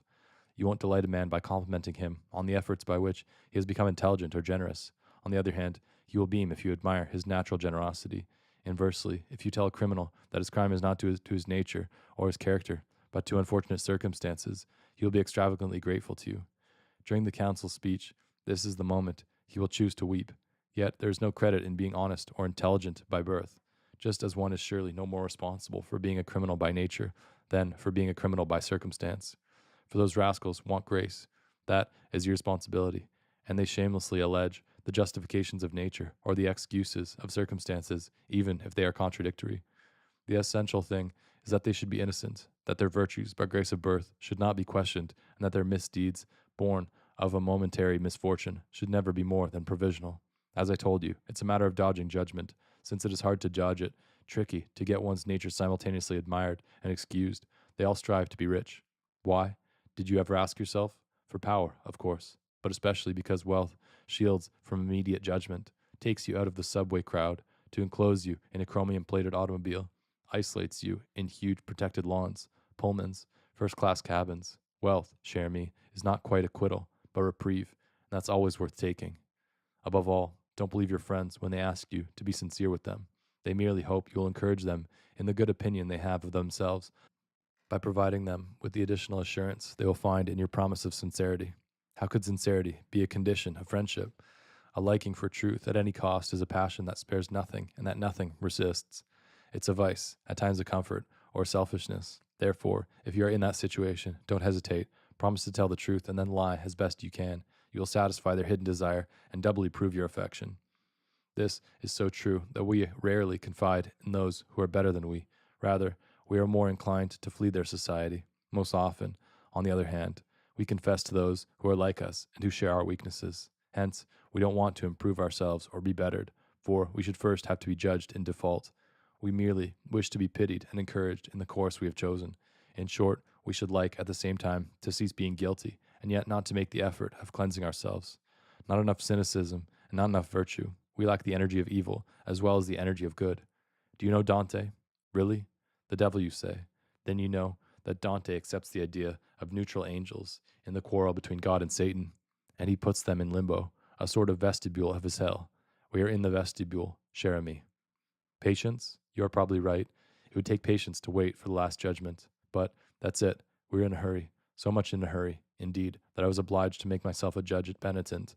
However, I first had to make shift with my discoveries and put myself right with my contemporaries' laughter.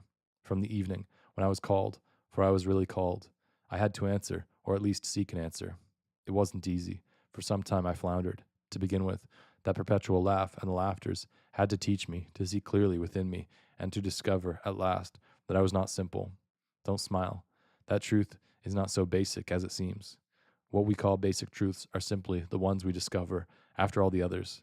However, that may be, after prolonged research on myself, I brought out the fundamental duplicity of the human being. Then I realized, as a result of delving in my memory, that modesty helped me to shine, humility to conquer, and virtue to oppress. I used to wage war by peaceful means, and eventually used to achieve, through disinterested means, everything I desired.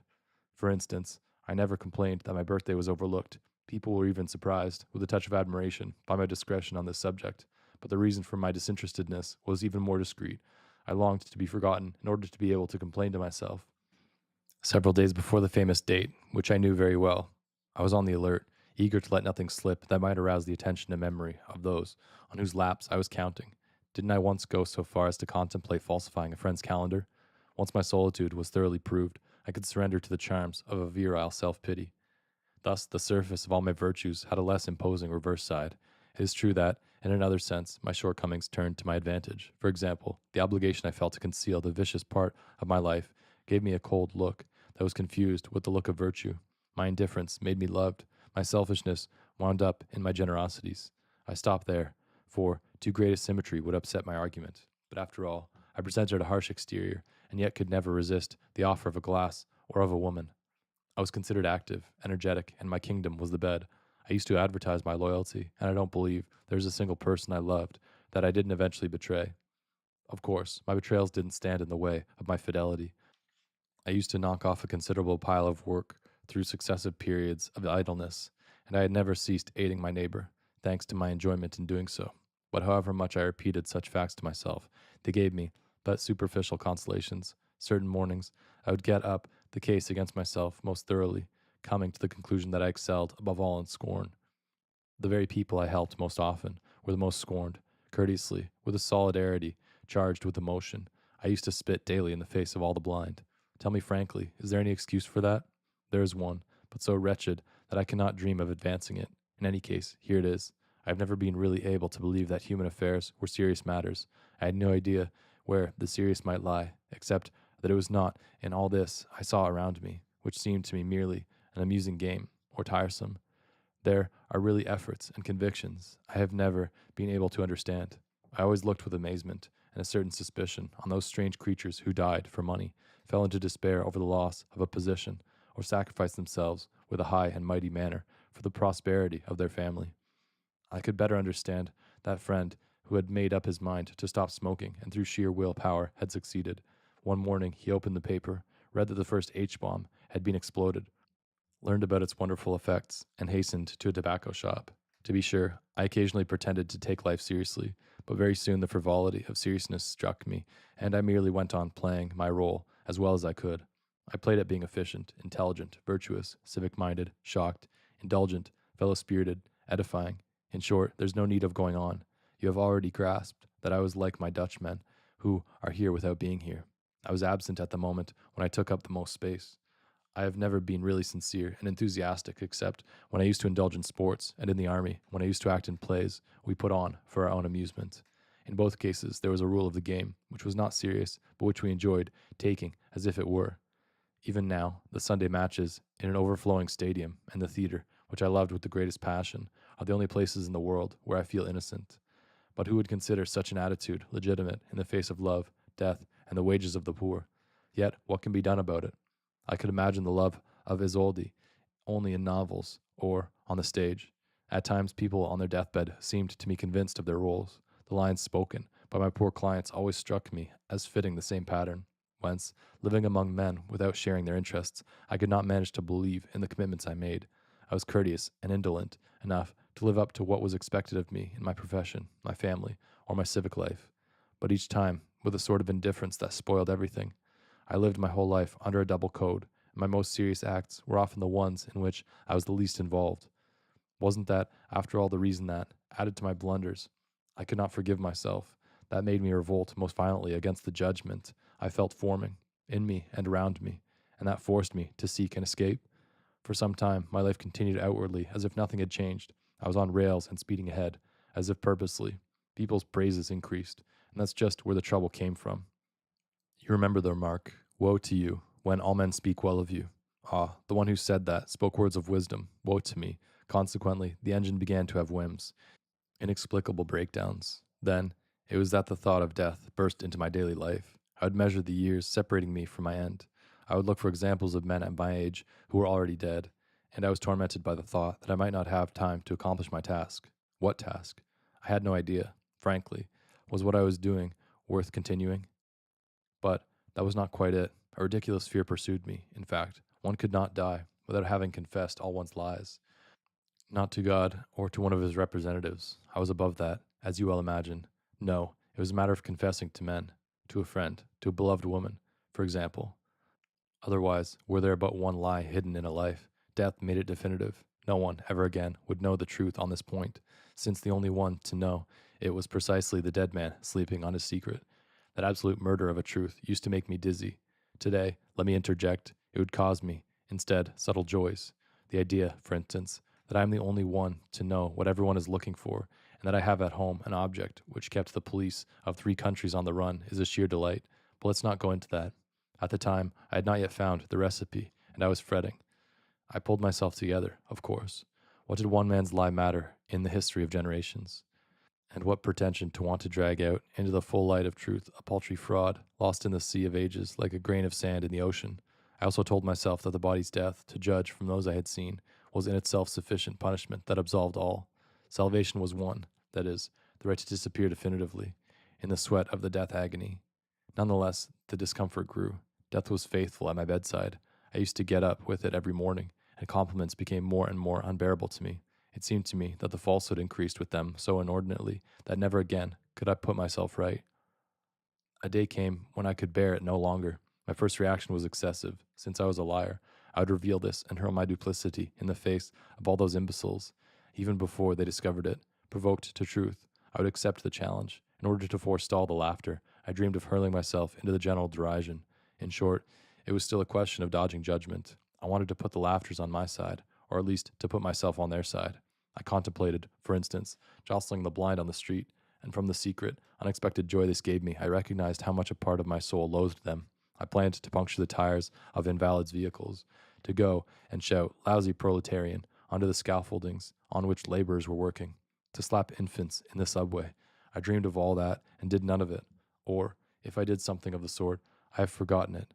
In any case, the very word justice gave me strange fits of rage. I continued of necessity to use it in my speeches to the court, but I took my revenge by publicly inveighing against the humanitarian spirit. I announced the publication of a manifesto exposing the oppression that the oppressed inflict on decent people. One day, while I was eating a lobster at a sidewalk restaurant and a beggar bothered me, I called the proprietor to drive him away and loudly approved the words of that administrator of justice. "You are embarrassing people," he said. "Just put yourself in the place of these ladies and gents, after all." Finally, I used to express, to whoever would listen, my regret that it was no longer possible to act like a certain Russian landowner whose character I admired. He would have a beating administered both to his peasants who bowed to him and to those who didn't bow to him in order to punish a boldness he considered equally impudent in both cases. However, I recall more serious excesses. I began to write an ode to the police and an apotheosis of the guillotine. Above all, I used to force myself to visit regularly the special cafes where our professional humanitarian freethinkers gathered. My good past record assured me of a welcome. There, without seeming to, I would let fly a forbidden expression. "Thank God," I would say, or more simply, "My God." You know what shy little children our cafe atheists are. A moment of amazement would follow that outrageous expression. They would look at one another, dumbfounded. Then the tumult would burst forth. Some would flee the cafe, others would gabble indignantly, without listening to anything, and all would writhe in convulsions like the devil in holy water.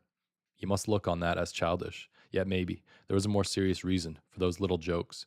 I wanted to upset the game, and above all, to destroy that flattering reputation, the thought of which threw me into a rage. "A man like you," people would say sweetly, and I would blanch. I didn't want their esteem, because it wasn't general, and how could it be general, since I couldn't share it? Hence, it was better to cover everything, judgment and esteem, with a cloak of ridicule. I had to liberate at all cost the feeling that was stifling me. In order to reveal to all eyes what he was made of, I wanted to break open the handsome wax figure I presented everywhere. For instance, I recall an informal lecture I had to give to a group of young fledgling lawyers. Irritated by the fantastic praises of the president of the bar, who had introduced me, I couldn't resist long. I had begun with the enthusiasm and emotion expected of me, which I had no trouble summoning up on order, but I suddenly began to advise alliance as a system of defense. Not, I said, that alliance perfected by modern inquisitions, which judge simultaneously a thief and an honest man in order to crush the second under the crimes of the first. On the contrary, I meant to defend the thief by exposing the crimes of the honest man, the lawyer, in this instance. I explained myself very clearly on this point. Let us suppose that I have accepted the defense of some touching citizen, a murderer, through jealousy. Gentlemen of the jury, consider, I should say, how venial it is to get angry when one sees one's natural goodness put to the test by the malignity of the fair sex. Is it not more serious, on the contrary, to be by chance on this side of the bar, on my own bench, without ever having been good or suffered from being duped? I am free, shielded from your severities. Yet who am I? I am Louis XIV in pride, a billy goat for just, a pharaoh for wrath, a king of laziness. I haven't killed anyone. Not yet, to be sure. But have I not let deserving creatures die? Maybe. And maybe I am ready to do so again. Whereas this man, just look at him, will not do so again. He is still quite amazed to have accomplished what he has. This speech rather upset my young colleagues.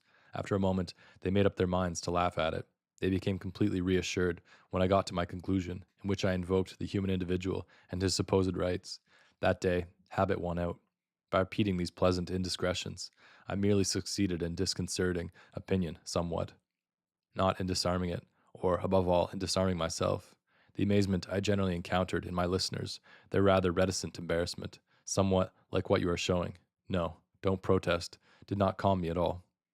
You see, it is not enough to accuse yourself in order to clear yourself. Otherwise, I'd be as innocent as a lamb. One must accuse oneself in a certain way, which it took me considerable time to perfect. I did not discover it until I fell into the most utterly forlorn state. Until then, the laughter continued to drift my way, without my random efforts succeeding in divesting it of its benevolent, almost tender quality that hurt me. But the sea is rising, it seems to me. It won't be long before our boat leaves. The day is ending. Look, the doves are gathering up there. They are crowding against one another, hardly stirring, and the light is waning. Don't you think we should be silent to enjoy this rather sinister moment? No. I interest you? You are very polite. Moreover, I now run the risk of really interesting you. Before explaining myself on the subject of judge's penitent, I must talk to you of debauchery and of the little ease. You are wrong, Cher. The boat is going at top speed, but the Zuider Zee is a dead sea, or almost, with its flat shores, lost in the fog. There's no saying where it begins or ends, so we are steaming along without any landmark. We can't gauge our speed. We are making progress, and yet nothing is changing. It's not navigation, but dreaming. In the Greek archipelago, I had the contrary feeling. Constantly new islands would appear on the horizon. Their treeless backbone marked the limit of the sky, and their rocky shore contrasted sharply with the sea. No confusion possible. In the sharp light, everything was a landmark. And from one island to another, ceaselessly on our little boat, which was nevertheless dawdling, I felt as if we were scuttling along, night and day, on the crest of the shore, cool waves in a race full of spray and laughter. Since then, Greece itself drifts somewhere within me, on the edge of my memory, tirelessly. Hold on. I, too, am drifting. I am becoming lyrical. Stop me, Cher. I beg you. By the way, do you know Greece? No? So much the better. What should we do there, I ask you? There, one has to be pure in heart.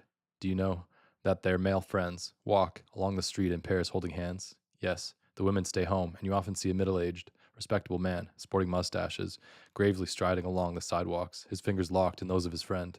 In the Orient likewise, at times. All right, but tell me, would you take my hand in the streets of Paris? Oh, I'm joking. We have a sense of decorum. Scum makes us tilted. Before appearing in the Greek islands, we should have to wash at length. There the air is chaste, and sensual enjoyment as transparent as the sea. And we... Let's sit down on these steamer chairs. What is fog? I interrupted myself, I believe, on the way to the little ease. Yes, I'll tell you what I mean.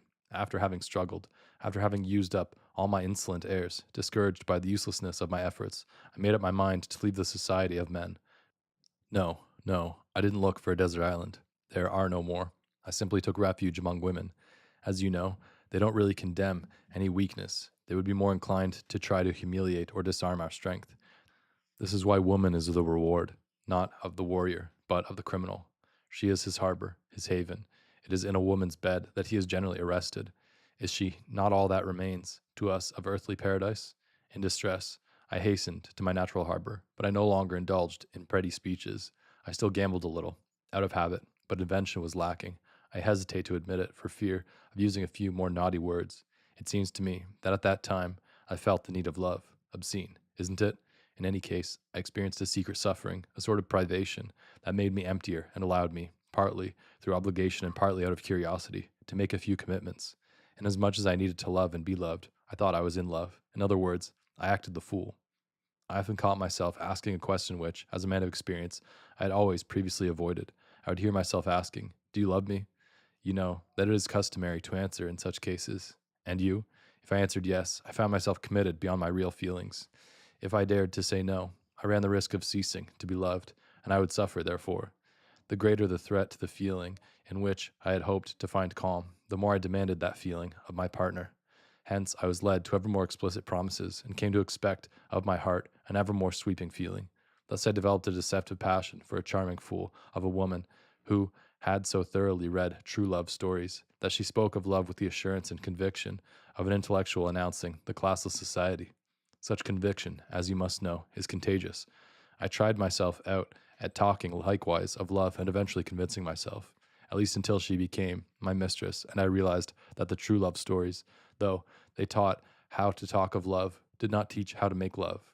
After having loved a parrot, I had to go to bed with a serpent, so I looked elsewhere for the love promised by books, which I had never encountered in life. But I lacked practice. For more than 30 years, I had been in love exclusively with myself. What hope was there of losing such a habit? I didn't lose it, and remained a trifler in passion. I multiplied the promises. I contracted simultaneous loves as, at an earlier period, I had multiple liaisons. In this way I piled up more misfortunes for others than at the time of my fine indifference. Have I told you that in despair my parrot wanted to let herself die of hunger? Fortunately, I arrived in time and submitted to holding her hand until she met, on his return from a journey to Bali, the engineer with graying temples, who had already been described to her by her favorite weekly. In any case, far from finding myself transported and absolved in the whirlwind, as the saying goes, of passion, I added even more to the weight of my crimes and to my deviation from virtue. As a result, I conceived such a loathing for love that for years I could not hear La Vie en Rose or Liebestod without gritting my teeth. I tried accordingly to give up women in a certain way and to live in a state of chastity. After all, their friendship ought to satisfy me. But this was tantamount to giving up gambling. Without desire, women bored me beyond all expectation, and obviously I bored them too. No more gambling and no more theater. I was probably in the realm of truth. But truth, cher me, is a colossal bore. Despairing of love and of chastity, I at last bethought myself of debauchery, a substitute for love, which quiets the laughter, restores silence, and above all, confers immortality. At a certain degree of lucid intoxication, lying late at night between two prostitutes and drained of all desire, hope ceases to be a torture. You see, the mind dominates the whole past, and the pain of living is over forever. In a sense, I had always lived in debauchery, never having ceased wanting to be immortal. Wasn't this the key to my nature, and also a result of the great self-love I have told you about? Yes, I was bursting with a longing to be immortal. I was too much in love with myself not to want the precious object of my love never to disappear, since, in the waking state, and with a little self-knowledge, one can see no reason why immortality should be conferred on a salacious monkey. One has to obtain substitutes for that immortality, because I longed for eternal life. I went to bed with harlots, and drank for nights on end. In the morning, to be sure, my mouth was filled with the bitter taste of the mortal state, but, for hours on end, I had soared in bliss. Dare I admit it to you? I still remember with affection certain nights when I used to go to a sordid nightclub to meet a quick change dancer who honored me with her favors, and for whose reputation I even fought one evening with a bearded braggart. Every night I would strut at the bar, in the red light and dust of that earthly paradise, lying fantastically and drinking at length. I would wait for dawn, and at last end up in the always unmade bed of my princess, who would indulge mechanically in sex and then sleep without transition. Day would come softly to throw light on this disaster, and I would get up and stand motionless in a dawn of glory. Alcohol and women provided me, I admit, the only solace of which I was worthy. I'll reveal this secret to you, cher me. Don't fear to make use of it. Then you'll see that true debauchery is liberating because it creates no obligations. In it you possess only yourself. Hence it remains the favorite pastime of the great lovers of their own person. It is a jungle without past or future, without any promise above all, nor any immediate penalty. The places where it is practiced are separated from the world. On entering, one leaves behind fear and hope. Conversation is not obligatory there. What one comes for can be had without words, and often, indeed, without money. Ah, I beg you, let me pay honor to the unknown and forgotten women who helped me then. Even today, my recollection of them contains something resembling respect. In any case, I freely took advantage of that liberation. I was even seen in a hotel dedicated to what is called sin, living simultaneously with a mature prostitute and an unmarried girl of the best society. I played the gallant with the first and gave the second an opportunity to learn the realities. Unfortunately, the prostitute had a most middle-class nature. She since consented to write her memoirs for a confessions magazine, quite open to modern ideas. The girl, for her part, got married to satisfy her unbridled instincts and make use of her remarkable gifts. I'm not a little proud likewise to have been admitted as an equal, at that time, by a masculine guild too often reviled, but I'll not insist on that. You know that even very intelligent people glory in being able to empty one bottle more than the next man. I might ultimately have found peace and release in that happy dissipation, but there too I encountered an obstacle in myself. This time it was my liver, and a fatigue so dreadful that it hasn't yet left me. One plays at being immortal, and after a few weeks one doesn't even know whether or not one can hang on till the next day. The sole benefit of that experience, when I had given up my nocturnal exploits, was that life became less painful for me. The fatigue that was gnawing at my body had simultaneously cauterized many raw spots in me. Each excess decreases vitality, hence suffering. There is nothing frenzied about debauchery, contrary to what is thought. It is but a long sleep. You must have noticed that men who really suffer from jealousy have no more urgent desire than to go to bed with the woman they nevertheless think has betrayed them. Of course, they want to assure themselves once more that their dear treasure still belongs to them. They want to possess it, as the saying goes. But there is also the fact that immediately afterward they are less jealous. Physical jealousy is a result of the imagination at the same time that it is a self-judgment. One attributes to the rival the nasty thoughts one had oneself in the same circumstances. Fortunately, excess of sensual satisfaction weakens both imagination and judgment. The suffering then lies dormant as long as virility does. For the same reasons adolescents lose their metaphysical unrest with their first mistress, and certain marriages, which are merely formalized debauches. become the monotonous hearses of daring and invention. Yes, cher me, bourgeois marriage has put our country into slippers and will soon lead it to the gates of death. I'm exaggerating? No, but I'm straying from the subject. I merely wanted to tell you the advantage I derived from those months of orgy. I lived in a sort of fog in which the laughter became so muffled that eventually I ceased to notice it. The indifference that had already had such a hold over me now encountered no resistance and extended its sclerosis. No more emotions, and even temper, or rather no temper at all. Tubercular lungs are cured by drying up and gradually asphyxiate their happy owner. So it was with me, as I peacefully died of my cure. I was still living on my work, although my reputation was seriously damaged by my flights of language and the regular exercise of my profession compromised by the disorder of my life. It is noteworthy, however, that I aroused less resentment by my nocturnal excesses than by my verbal provocations. The reference, purely verbal, that I often made to God in my speeches before the court awakened mistrust in my clients. They probably feared that heaven could not represent their interests as well as a lawyer invincible when it came to the code of law, whence it was but a step to conclude that I invoked the divinity in proportion to my ignorance. My clients took that step and became scarce. Now and then I still argued a case, at times even, forgetting that I no longer believed in what I was saying. I was a good advocate. My own voice would lead me on, and I would follow it, without really soaring, as I once did. I at least got off the ground and did a little hedge hopping. Outside of my profession, I saw but few people and painfully kept alive one or two tired liaisons. It even happened that I would spend purely friendly evenings without any element of desire, yet with the difference that, resigned to boredom, I scarcely listened to what was being said. I became a little fatter, and at last was able to believe that the crisis was over. Nothing remained but to grow older. One day, however, during a trip to which I was treating a friend, without telling her I was doing so, to celebrate my cure, I was aboard an ocean liner, on the upper deck, of course. Suddenly, far off at sea, I perceived a black speck on the steel gray ocean. I turned away at once, and my heart began to beat wildly. When I forced myself to look, the black speck had disappeared. I was on the point of shouting, of stupidly calling for help, when I saw it again. It was one of those bits of refuse that ships leave behind them. Yet I had not been able to endure watching it, for I had thought at once of a drowning person. Then I realized, calmly, as you resign yourself to an idea the truth of which you have long known, that the cry which had sounded over the Seine behind me years before had never ceased, carried by the river to the waters of the Channel, to travel throughout the world, across the limitless expanse of the ocean, and that it had waited for me there until the day I had encountered it.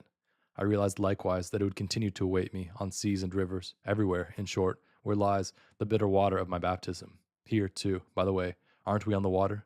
On this flat, monotonous, interminable water whose limits are indistinguishable from those of the land? Is it credible that we shall ever reach Amsterdam? We shall never get out of this immense holy water front. Listen, don't you hear the cries of invisible gulls? If they are crying in our direction, to what are they calling us? But they're the same gulls that were crying, that were already calling over the Atlantic the day I realized definitely that I was not cured, that I was still cornered, and that I had to make shift with it. Ended the glorious life, but ended also the frenzy and the convulsions. I had to submit and admit my guilt. I had to live in the Little Ease. To be sure, you are not familiar with that dungeon cell that was called the Little Ease in the Middle Ages. In general, one was forgotten there for life. That cell was distinguished from others by ingenious dimensions. It was not high enough to stand up in, nor yet wide enough to lie down in. One had to take on an awkward manner and live on the diagonal. Sleep was a collapse, and waking a squatting. Mon cher, there was genius. I am weighing my words in that so simple invention. Every day, through the unchanging restriction that stiffened his body, the condemned man learned that he was guilty, and that innocence consists in stretching joyously. Can you imagine in that cell a frequenter of summits and upper decks? What? One could live in those cells and still be innocent? Improbable. Highly improbable. Or else my reasoning would collapse. That innocence should be reduced to living hunchbacked. I refuse to entertain for a second such a hypothesis. Moreover, we cannot assert the innocence of anyone, whereas we can state with certainty the guilt of all. Every man testifies to the crime of all the others. That is my faith and my hope. Believe me, religions are on the wrong track the moment they moralize and fulminate commandments. God is not needed to create guilt or to punish. Our fellow men suffice, aided by ourselves. You were speaking of the last judgment. Allow me to laugh respectfully. I shall wait for it resolutely, for I have known what is worse, the judgment of men. For them, no extenuating circumstances, even the good intention, is ascribed to crime. Have you at least heard of the spitting cell, which a nation recently thought up to prove itself the greatest on earth? a walled-up box in which the prisoner can stand without moving. The solid door that locks him in his cement shell stops at chin level, hence only his face is visible, and every passing jailer spits copiously on it. The prisoner, wedged into his cell, cannot wipe his face, though he is allowed, it is true, to close his eyes. Well, that, mon cher, is a human invention. They didn't need God for that little masterpiece. What of it? Well, God's sole usefulness would be to guarantee innocence, and I am inclined to see religion rather as a huge laundering venture, as it was once but briefly, for exactly 3 years, and it wasn't called religion.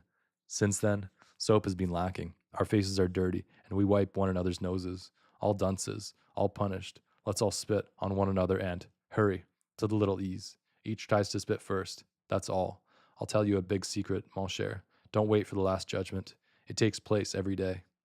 No, it's nothing. I'm merely shivering a little in this damned humidity. We're landing anyway. Here we are. After you. But stay a little, I beg you, and walk home with me. I haven't finished. I must go on. Continuing is what is hard. Say, do you know why he was crucified? The one you are perhaps thinking of at this moment? Well, there were heaps of reasons for that. There are always reasons for murdering a man. On the contrary, it is impossible to justify his living. That's why crime always finds lawyers, and innocence only rarely. But, beside the reasons that have been very well explained to us for the past 2,000 years, there was a major one for that terrible agony, and I don't know why it has been so carefully hidden. The real reason is that he knew he was not altogether innocent. If he did not bear the weight of the crime he was accused of, he had committed others, even though he didn't know which ones. Did he really not know them? He was at the source, after all. He must have heard of a certain slaughter of the innocents, the children of Judea massacred while his parents were taking him to a safe place. Why did they die, if not because of him? Those blood-spattered soldiers, those infants cut in two, filled him with horror. But, given the man he was, I am sure he could not forget them. And as for that sadness that can be felt in his every act, wasn't it the incurable melancholy of a man who heard night after night the voice of Rachel weeping for her children and refusing all comfort?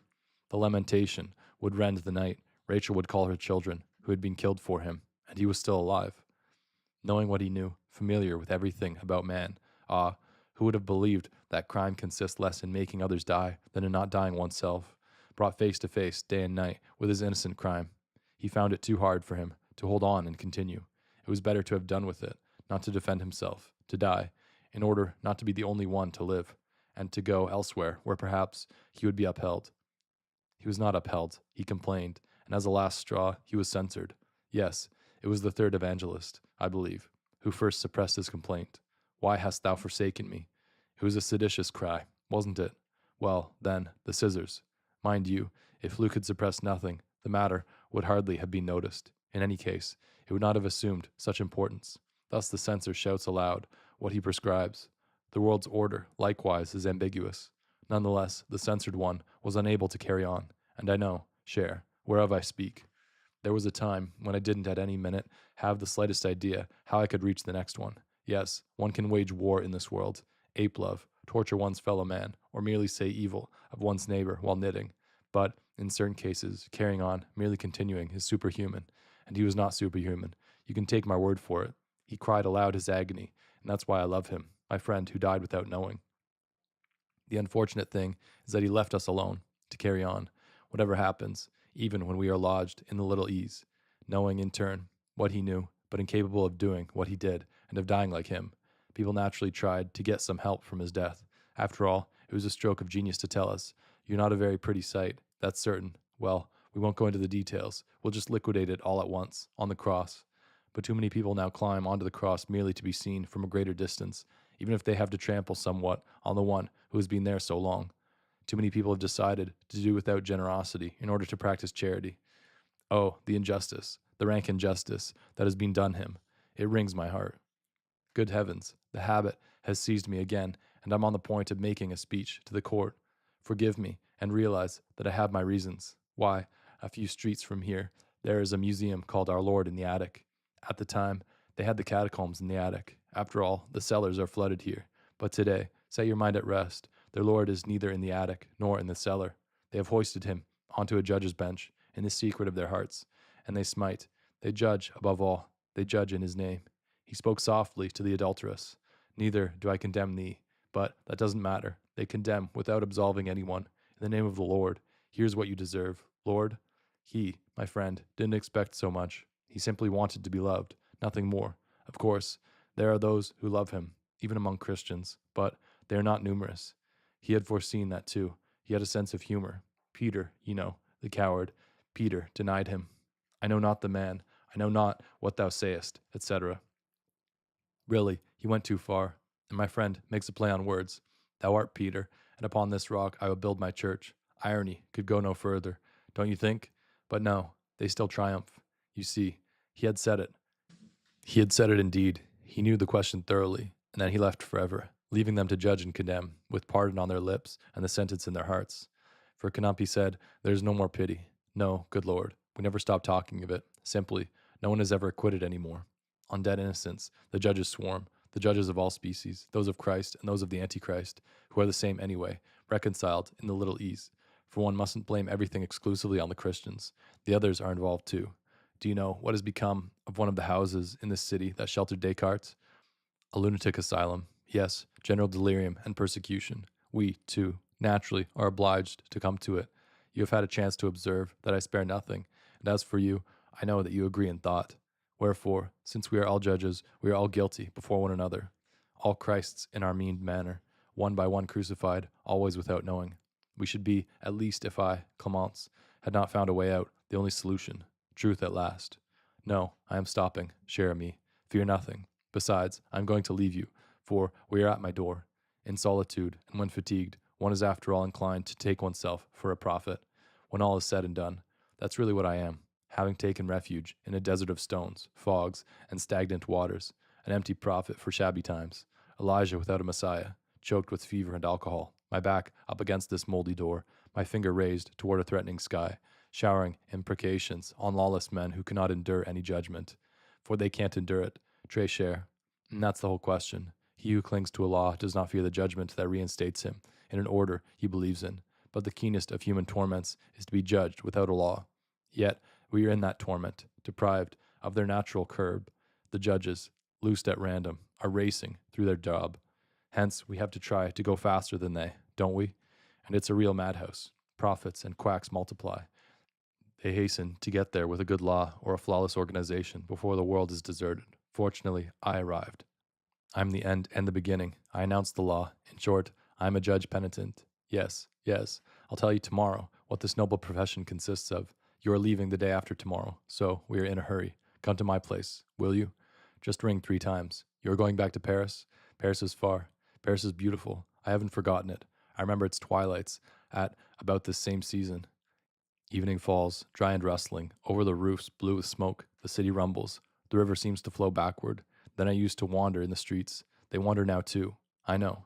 They wander, pretending to hasten toward the tired wife, the forbidding home. Ah, mon ami, do you know what the solitary creature is like as he wanders in big cities? I'm embarrassed to be in bed when you arrive. It's nothing. Just a little fever that I'm treating with gin. I'm accustomed to these attacks. Malaria, I think, that I caught at the time I was Pope. No, I'm only half joking. I know what you're thinking. It's very hard to disentangle the true from the false in what I'm saying. I admit you are right. I myself. You see, a person, I knew, used to divide human beings into 3 categories. Those who prefer having nothing to hide rather than being obliged to lie. Those who prefer lying to having nothing to hide. And finally, those who like both lying and the hidden. I'll let you choose the pigeonhole that suits me. But what do I care? Don't lies eventually lead to the truth? And don't all my stories, true or false, tend toward the same conclusion? Don't they all have the same meaning? So what does it matter whether they are true or false if, in both cases, they are significant of what I have been and of what I am? Sometimes it is easier to see clearly into the liar than into the man who tells the truth. Truth, like light, blinds. Falsehood, on the contrary, is a beautiful twilight that enhances every object. Well, make of it what you will. But I was named Pope in a prison camp. Sit down, please. You are examining this room. Bare, to be sure, but clean. A Vermeer, without furniture or copper pots. Without books either, for I gave up reading some time ago. At one time, my house was full of half-read books. That's just as disgusting as those people who cut a piece off a foie gras and have the rest thrown out. Anyway, I have ceased to like anything but confessions, and authors of confessions write especially to avoid confessing, to tell nothing of what they know. When they claim to get to the painful admissions, you have to watch out, for they are about to dress the corpse. Believe me, I know what I'm talking about. So I put a stop to it. No more books, no more useless objects either. The bare necessities, clean and polished like a coffin. Besides, these Dutch beds, so hard and with their immaculate sheets, one dies in them as if already wrapped in a shroud, embalmed in purity. You are curious to know my pontifical adventures? Nothing out of the ordinary, you know. Shall I have the strength to tell you of them? Yes, the fever is going down. It was all so long ago. It was in Africa where, thanks to a certain Rommel, war was raging. I wasn't involved in it. No, don't worry. I'd already dodged the one in Europe. Mobilized, of course, but I never saw action. In a way, I regret it. Maybe that would have changed many things. The French army didn't need me on the front. It merely asked me to take part in the retreat. A little later, I got back to Paris and the Germans. I was tempted by the resistance, about which people were beginning to talk just about the time I discovered that I was patriotic. You are smiling? You are wrong. I made my discovery on a subway platform at the Châtelet station. A dog had strayed into the labyrinth of passageways, big, wiry haired, one ear cocked, eyes laughing. He was cavorting and sniffing the passing legs. I have a very old and very faithful attachment for dogs. I like them because they always forgive. I called this one, who hesitated, obviously won over, wagging his tail enthusiastic, a few yards ahead of me. Just then, a young German soldier, who was walking briskly past me. Having reached the dog, he caressed the shaggy head. Without hesitating, the animal fell in step with the same enthusiasm and disappeared with him. For the resentment and the sort of rage I felt against the German soldier, it was clear to me that my reaction was patriotic. If the dog had followed a French civilian, I'd not even have thought of it. But, on the contrary, I imagined that friendly dog as the mascot of a German regiment, and that made me fly into a rage. Hence, the test was convincing. I reached the southern zone with the intention of finding out about the resistance. But once there, and having found out, I hesitated. The undertaking struck me as a little mad and, in a word, romantic. I think especially that underground action suited neither my temperament nor my preference for exposed heights. It seemed to me that I was being asked to do some weaving in a cellar for days and nights on end, until some brutes should come to haul me from hiding, undo my weaving, and then drag me to another cellar to beat me to death. I admired those who indulged in such heroism of the depths, but couldn't imitate them. So I crossed over to North Africa with the vague intention of getting to London. But in Africa, the situation was not clear. The opposing parties seemed to be equally right, and I stood aloof. I can see from your manner that I am skipping rather fast, in your opinion, over these details, which have a certain significance. Well, let's say that, having judged you at your true value, I am skipping over them so that you will notice them the better. In any case, I eventually reached Tunisia, where a fond friend gave me work. That friend was a very intelligent woman who was involved in the movies. I followed her to Tunis and didn't discover her real business until the days following the Allied landing in Algeria. She was arrested that day by the Germans, and I, too, but without having intended it. I don't know what became of her. As for me, no harm was done me, and I realized, after considerable anguish, that it was chiefly as a security measure. I was interned near Tripoli in a camp where we suffered from thirst and destitution more than from brutality. I'll not describe it to you. We children of the mid-century don't need a diagram to imagine such places. 150 years ago, people became sentimental about lakes and forests. Today, we have the lyricism of the prison cell. Hence, I'll leave it to you. You need add but a few details: the heat, the vertical sun, the flies, the sand, the lack of water. There was a young Frenchman with me who had faith. Yes, it's decidedly a fairy tale. The Du Guesclin type, if you will. He had crossed over from France into Spain to go and fight. The Catholic general had interned him, and having seen that in the Franco camps the chickpeas were, if I may say so, blessed by Rome, he had developed a profound melancholy. Neither the sky of Africa, where he had next landed, nor the leisures of the camp had distracted him from that melancholy. But his reflections, and the sun, too, had somewhat unhinged him. One day when, under a tent that seemed to drip molten lead, the 10 or so of us were panting among the flies, he repeated his diatribes against the Roman, as he called him. He looked at us with a wild stare, his face unshaven for days. Bare to the waist and covered with sweat, he drummed with his hands on the visible keyboard of his ribs. He declared to us the need for a new pope who should live among the wretched instead of praying on a throne, and the sooner the better. He stared with wild eyes as he shook his head. Yes, he repeated, as soon as possible. Then he calmed down suddenly, and in a dull voice said that we must choose him among us, pick a complete man with his vices and virtues, and swear allegiance to him, on the sole condition that he should agree to keep alive, in himself and in others, the community of our sufferings. Who among us, he asked, has the most failings? As a joke, I raised my hand and was the only one to do so. Okay, Jean Baptiste will do. No, he didn't say just that, because I had another name then. He declared at least that nominating oneself as I had done presupposed also the greatest virtue, and proposed electing me. The others agreed, in fun, but with a trace of seriousness all the same. The truth is that Du Guesclin had impressed us. It seems to me that even I was not altogether laughing. To begin with, I considered that my little prophet was right, and then with the sun, the exhausting labor, the struggle for water, we were not up to snuff. In any case, I exercised my pontificate for several weeks, with increasing seriousness. Of what did it consist? Well, I was something like a group leader or the secretary of a cell. The others, in any case, and even those who lacked faith, got into the habit of obeying me. Du Guesclin was suffering. I administered his suffering. I discovered then that it was not so easy as I thought to be a pope, and I remembered that just yesterday, after having given you such a scornful speech on judges, our brothers, the big problem in the camp was the water allotment. Other groups, political or sectarian, had formed, and each prisoner favored his comrades. I was consequently led to favor mine, and this was a little concession to begin with. Even among us, I could not maintain complete equality. According to my comrades' condition, or the work they had to do, I gave an advantage to this or that one. Such distinctions are far reaching. You can take my word for it, but decidedly I am tired and no longer want to think of that period. Let's just say that I closed the circle the day I drank the water of a dying comrade. No, no, it wasn't de Geuslin. He was already dead, I believe, for he stinted himself too much. Besides, had he been there, out of love for him, I'd have resisted longer, for I loved him. Yes, I loved him, or so it seems to me. But I drank the water, that's certain, while convincing myself that the others needed me more than this fellow who was going to die anyway, and that I had a duty to keep myself alive for them. Thus, cher, empires and churches are born under the son of death, and in order to correct somewhat what I said yesterday, I'm going to tell you the great idea that has come to me while telling all this, which, I'm not sure now, I may have lived or only dreamed. My great idea is that one must forgive the Pope. To begin with, he needs it more than anyone else. Secondly, that's the only way to set oneself above him. Did you close the door thoroughly? Yes? Make sure, please. Forgive me, I have the bolt complex. On the point of going to sleep, I can never remember whether or not I pushed the bolt, and every night I must get up to verify. One can be sure of nothing, as I've told you. Don't think that this worry about the bolt is the reaction of a frightened possessor. Formerly, I didn't lock my apartment or my car. I didn't lock up my money. I didn't cling to what I owned. To tell the truth, I was a little ashamed to own anything. Didn't I occasionally, in my social remarks, exclaim with conviction, "Property, gentlemen, is murder"? Not being sufficiently big-hearted to share my wealth with a deserving poor man, I left it at the disposal of possible thieves, hoping thus to correct injustice by chance. Today, moreover, I possess nothing, hence I am not worried about my safety, but about myself and my presence of mind.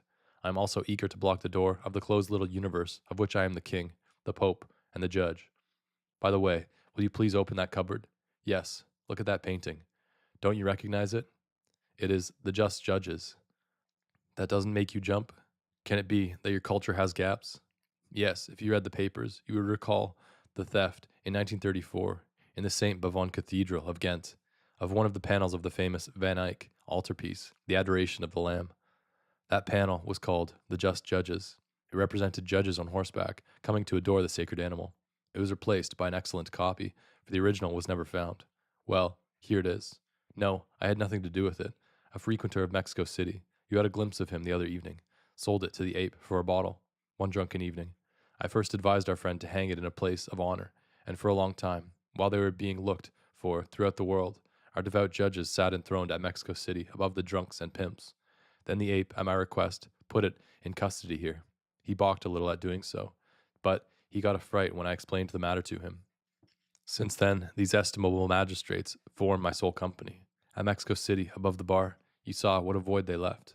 Why I did not return the panel? You have a policeman's reflex. You do.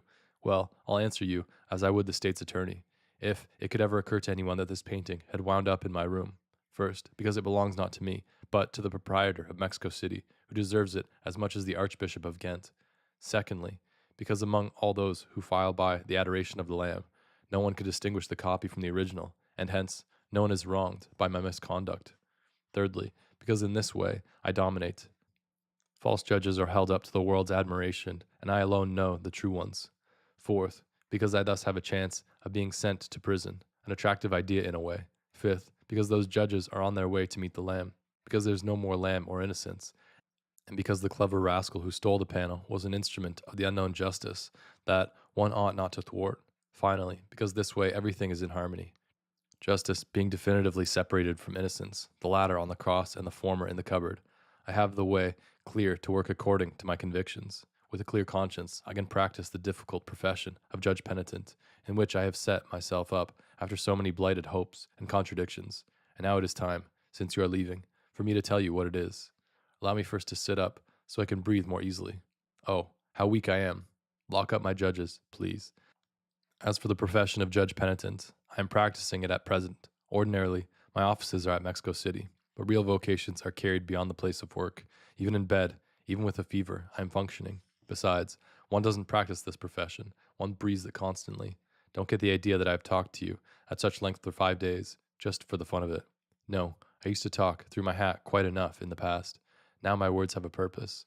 They have the purpose, obviously, of silencing the laughter, of avoiding judgment personally, though there's apparently no escape. Is not the great thing that stands in the way of our escaping it the fact that we are the first to condemn ourselves? Therefore, it is essential to begin by extending the condemnation to all, without distinction, in order to thin it out at the start. No excuses ever, for anyone. That's my principle at the outset. I deny the good intention, the respectable mistake, the indiscretion, the extenuating circumstance. With me, there is no giving of absolution or blessing. Everything is simply totted up, and then it comes to so much. You are an evildoer, a satyr, a congenital liar, a homosexual, an artist, etc. Just like that, just as flatly, in philosophy as in politics, I am for any theory that refuses to grant man innocence, and for any practice that treats him as guilty. You see in me, très cher, an enlightened advocate of slavery. Without slavery, as a matter of fact, there is no definitive solution. I very soon realized that. Once upon a time, I was always talking of freedom. At breakfast, I used to spread it on my toast. I used to chew it all day long. And in company, my breath was delightfully redolent of freedom. With the key word, I would bludgeon whoever contradicted me. I made it serve my desires and my power. I used to whisper it in bed, in the ear of my sleeping mates, and it helped me to drop them. I would slip it. Chick, chick. I am getting excited and losing all sense of proportion. After all, I did on occasion make a more disinterested use of freedom, and even, just imagine my naivete, defended it 2 or 3 times without of course going so far as to die for it, but nevertheless taking a few risks. I must be forgiven for such rash acts. I didn't know what I was doing. I didn't know that freedom is not a reward or a decoration that is celebrated with champagne, nor yet a gift, a box of dainties designed to make you lick your chops. Oh, no, it's a chore, on the contrary, and a long-distance race, quite solitary and very exhausting. No champagne, no friends, raising their glasses as they look at you affectionately. Alone in a forbidding room, alone in the prisoner's box before the judges, and alone to decide, in face of oneself or in the face of others' judgment. At the end of all freedom is a court sentence. That's why freedom is too heavy to bear, especially when you're down with a fever, or are distressed, or love nobody. Ah, mon cher, for anyone who is alone, without God and without a master, the weights of days is dreadful. Hence one must choose a master, God being out of style. Besides, that word has lost its meaning. It's not worth the risk of shocking anyone. Take our moral philosophers, for instance, so serious, loving their neighbor and all the rest. Nothing distinguishes them from Christians, except that they don't preach in churches. What, in your opinion, keeps them from becoming converted? Respect, perhaps. Respect for men. Yes, human respect. They don't want to start a scandal, so they keep their feelings to themselves. For example, I knew an atheistic novelist who used to pray every night. That didn't stop anything. How he gave it to God in his books. What a dusting off, as someone or other would say. A militant freethinker, to whom I spoke of, this raised his hands. With no evil intention, I assure you. To heaven. You're telling me nothing new. That apostle sighed. They are all like that. According to him, 80% of our writers, if only they could avoid signing, would write and hail the name of God. But they sign, according to him, because they love themselves, and they hail nothing at all, because they loathe themselves. Since, nevertheless, they cannot keep themselves from judging, they make up for it by moralizing. In short, their Satanism is virtuous. An odd epoch, indeed. It's not at all surprising that minds are confused, and that one of my friends, an atheist, when he was a model husband, got converted when he became an adulterer. Ah, the little sneaks, play actors, hypocrites, and yet so touching, believe me, they all are, even when they set fire to heaven, whether they are atheists or churchgoers, Muscovites or Bostonians, all Christians from father to son. But it so happens that there is no more father, no more rule. They are free and hence have to shift for themselves. And since they don't want freedom or its judgments, they ask to be rapped on the knuckles. They invent dreadful rules. They rush out to build piles of faggots to replace churches. Savonarola's, I tell you. But they believe solely in sin, never in grace. They think of it, to be sure. Grace is what they want: acceptance, surrender, happiness, and maybe, for they are sentimental too, betrothal, the virginal bride, the upright man, the organ music. Take me, for example. Am I not sentimental? Do you know what I used to dream of? A total love of the whole heart and body, day and night, in an uninterrupted embrace, sensual enjoyment, and mental excitement, all lasting 5 years and ending in death. Alas! So, after all, for want of betrothal, or uninterrupted love, it will be marriage, brutal marriage, with power and the whip. The essential is that everything should become simple. As for the child, that every act should be ordered, that good and evil should be arbitrarily, hence obviously, pointed out. And I agree, however Sicilian and Javanese I may be, and not at all Christian, though I feel friendship for the first Christian of all. But on the bridges of Paris I, too, learned that I was afraid of freedom. So hooray for the master, whoever he may be, to take the place of heaven's law. Our Father, who art provisionally here, our guides, our delightfully severe masters, O cruel and beloved leaders. In short, you see, the essential is to cease being free and to obey, in repentance, a greater rogue than oneself. When we are all guilty, that will be democracy. Without counting, cher ami, that we must take revenge for having to die alone. Death is solitary, whereas slavery is collective. The others get theirs, too, and at the same time as we. That's what counts. All together at last, but on our knees and heads bowed. Isn't it good likewise to live like the rest of the world? And for that, doesn't the rest of the world have to be like me? Threat, dishonor, police are the sacraments of that resemblance. Scorned, hunted down, compelled. I can then show what I am worth, enjoy what I am, be natural at last. This is why, très cher, after having solemnly paid my respects to freedom, I decided on the sly that it had to be handed over without delay to anyone who comes along. And every time I can, I preach in my church of Mexico City. I invite the good people to submit to authority and humbly to solicit the comforts of slavery, even if I have to present it as true freedom. But I'm not being crazy. I'm well aware that slavery is not immediately realizable. It will be one of the blessings of the future, that's all. In the meantime, I must get along with the present and seek at least a provisional solution. Hence, I had to find another means of extending judgment to everybody in order to make it weigh less heavily on my own shoulders. I found the means. Open the window a little, please. It's frightfully hot. Not too much, for I am cold also. My idea is both simple and fertile. How to get everyone involved in order to have the right to sit calmly on the outside myself? Should I climb up to the pulpit, like many of my illustrious contemporaries, and curse humanity? Very dangerous, that is. One day, or one night, laughter bursts out without a warning. The judgment you are passing on others eventually snaps back in your face, causing some damage. And so what, you ask? Well, here's the stroke of genius. I discovered that while waiting for the masters with their rods, we should, like Copernicus, reverse the reasoning to win out. Inasmuch as one couldn't condemn others without immediately judging oneself, one had to overwhelm oneself to have the right to judge others. Inasmuch as every judge some day ends up as a penitent, one had to travel the road in the opposite direction and practice the profession of penitent to be able to end up as a judge. You follow me? Good. But to make myself even clearer, I'll tell you how I operate. First, I closed my law office, left Paris, traveled. I aimed to set up under another name in some place where I shouldn't lack for a practice. There are many in the world, but chance, convenience, irony, and also the necessity for a certain mortification made me choose a capital of waters and fogs, girdled by canals, particularly crowded, and visited by men from all corners of the earth. I set up my office in a bar in the sailors' quarter. The clientele of a port town is varied. The poor don't go into the luxury districts, whereas eventually the gentlefolk always wind up at least once, as you have seen, in the disreputable places. I lie in wait particularly for the bourgeois, and the straying bourgeois at that. It's with him that I get my best results. Like a virtuoso with a rare violin, I draw my subtlest sounds from him. So I have been practicing my useful profession at Mexico City for some time.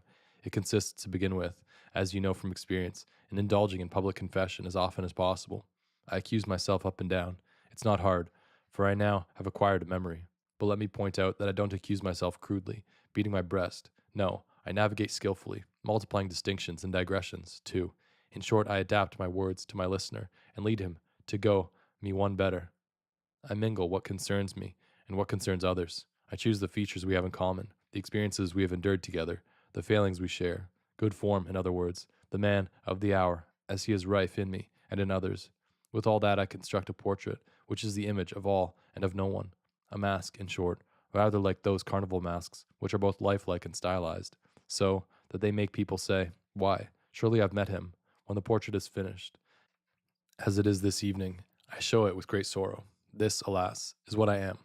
The prosecutor's charge is finished, but at the same time, the portrait I hold out to my contemporaries becomes a mirror, covered with ashes, tearing my hair, my face scored by clawing. But with piercing eyes, I stand before all humanity, recapitulating my shames without losing sight of the effect I am producing, and saying, I was the lowest of the low. Then imperceptibly I pass from the I to the we. When I get to, this is what we are, the trick has been played, and I can tell them off. I'm like them, to be sure. We are in the soup together. However, I have a superiority, in that I know it, and this gives me the right to speak. You see the advantage, I am sure. The more I accuse myself, the more I have a right to judge you. Even better, I provoke you into judging yourself, and this relieves me of that much of the burden. Ah, mon cher, we are odd, wretched creatures, and if we merely look back over our lives, there's no lack of occasions to amaze and horrify ourselves. Just try. I shall listen, you may be sure, to your own confession, with a great feeling of fraternity. Don't laugh. Yes, you are a difficult client. I saw that at once. But you'll come to it inevitably. Most of the others are more sentimental than intelligent. They are disconcerted at once. With the intelligent ones, it takes time. It is enough to explain the method fully to them. They don't forget it. They reflect. Sooner or later, half as a game and half out of emotional upset, they give up and tell all. You are not only intelligent, you look polished by use. Admit, however, that today you feel less pleased with yourself than you felt 5 days ago. Now I shall wait for you to write me or come back, for you will come back, I am sure. You'll find me unchanged. And why should I change, since I have found the happiness that suits me? I have accepted duplicity instead of being upset about it. On the contrary, I have settled into it and found there the comfort I was looking for throughout life. I was wrong, after all, to tell you that the essential was to avoid judgment. The essential is being able to permit oneself everything, even if, from time to time, one has to profess vociferously one's own infamy. I permit myself everything again, and without the laughter, this time. I haven't changed my way of life. I continue to love myself and to make use of others. Only, the confession of my crimes allows me to begin again lighter in heart and to taste a double enjoyment, first of my nature, and secondly, of a charming repentance. Since finding my solution, I yield to everything, to women, to pride, to boredom, to resentment, and even to the fever that I feel delightfully rising at this moment. I dominate at last, but forever. Once more, I have found a height to which I am the only one to climb, and from which I can judge everybody. At long intervals, on a really beautiful night, I occasionally hear a distant laugh, and again I doubt. But quickly I crush everything, people and things, under the weight of my own infirmity, and at once I perk up. So I shall await your respects at Mexico City as long as necessary. But remove this blanket. I want to breathe. You will come, won't you? I'll show you the details of my technique, for I feel a sort of affection for you. You will see me teaching them, night after night, that they are vile. This very evening, moreover, I shall resume. I can't do without it, or deny myself those moments when one of them collapses with the help of alcohol and beats his breast. Then I grow taller, très cher. I grow taller. I breathe freely. I'm on the mountain. The plain stretches before my eyes. How intoxicating to feel like God the Father, and to hand out definitive testimonials of bad character and habits. I sit enthroned among my bad angels at the summit of the Dutch heaven, and I watch ascending toward me, as they issue from the fogs and the water, the multitude of the Last Judgment. They rise slowly. I already see the first of them arriving, on his bewildered face, half hidden by his hand.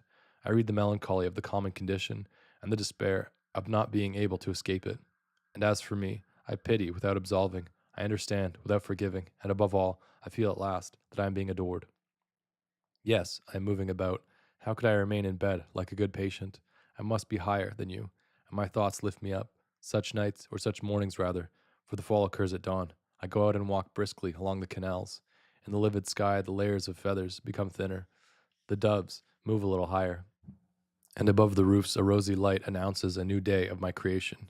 On the dam rack, the first streetcar sounds its bell in the damp air and marks the awakening of life at the extremity of this Europe where, at the same moment, hundreds of millions of men, my subjects, painfully slip out of bed, a bitter taste in their mouths, to go to a joyless work. Then, soaring over this whole continent, which is under my sway without knowing it, drinking in the absinthe-colored light of breaking day, intoxicated with evil words. I am happy. I am happy, I tell you. I won't let you think I'm not happy. I am happy unto death. Oh, sun, beaches, and the islands in the path of the trade winds. Youth, whose memory drives one to despair. I'm going back to bed. Forgive me. I fear I got worked up, yet I'm not weeping. At times one wanders, doubting the facts, even when one has discovered the secrets of the good life. To be sure, my solution is not the ideal, but when you don't like your own life, when you know that you must change lives, you don't have any choice, do you? What can one do to become another? Impossible. One would have to cease being anyone, forget oneself for someone else, at least once. But how? Don't bear down too hard on me. I'm like that old beggar who wouldn't let go of my hand one day on a cafe terrace. Oh, sir, he said, it's not just that I'm no good, but you lose track of the light. Yes, we have lost track of the light, the mornings, the holy innocence of those who forgive themselves. Look, it's snowing.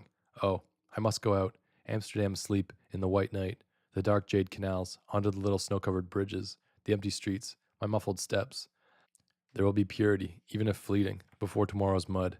See the huge flakes drifting against the window panes. It must be the doves, surely. They finally make up their minds to come down, the little dears. They are covering the waters and the roofs with a thick layer of feathers. They are fluttering at every window. What an invasion. Let's hope they are bringing good news. Everyone will be saved, hey? And not only the elect. Processions and hardships will be shared, and you, for example, from today on, you will sleep every night on the ground for me. The whole shooting match. Eh? Come now. Admit that you would be flabbergasted if a chariot came down from heaven to carry me off, or if the snow suddenly caught fire. You don't believe it? Nor do I. But still, I must go out. All right, all right. I'll be quiet. Don't get upset. Don't take my emotional outbursts or my ravings too seriously. They are controlled. Say, now that you're going to talk to me about yourself, I shall find out whether or not one of the objectives of my absorbing confession is achieved. I always hope, in fact, that my interlocutor will be a policeman, and that he will arrest me for the theft of the just judges. For the rest, am I right? No one can arrest me. But as for that theft, it falls within the provisions of the law, and I have arranged everything so as to make myself an accomplice. I am harboring that painting and showing it to whoever wants to see it. You would arrest me then. That would be a good beginning. Perhaps the rest would be taken care of subsequently. I would be decapitated, for instance, and I'd have no more fear of death. I'd be saved. Above the gathered crowd, you would hold up my still warm head so that they could recognize themselves in it, and I could again dominate, an exemplar. All would be consummated. I should have brought to a close, unseen and unknown, my career as a false prophet, crying in the wilderness and refusing to come forth. But of course, you're not a policeman. That would be too easy. What? Ah, I suspected as much. You see, that strange affection I felt for you had sense to it then. In Paris, you practiced the noble profession of lawyer. I sensed that we were of the same species. Are we not all alike, constantly talking, and to no one, forever up against the same questions, although we know the answers in advance?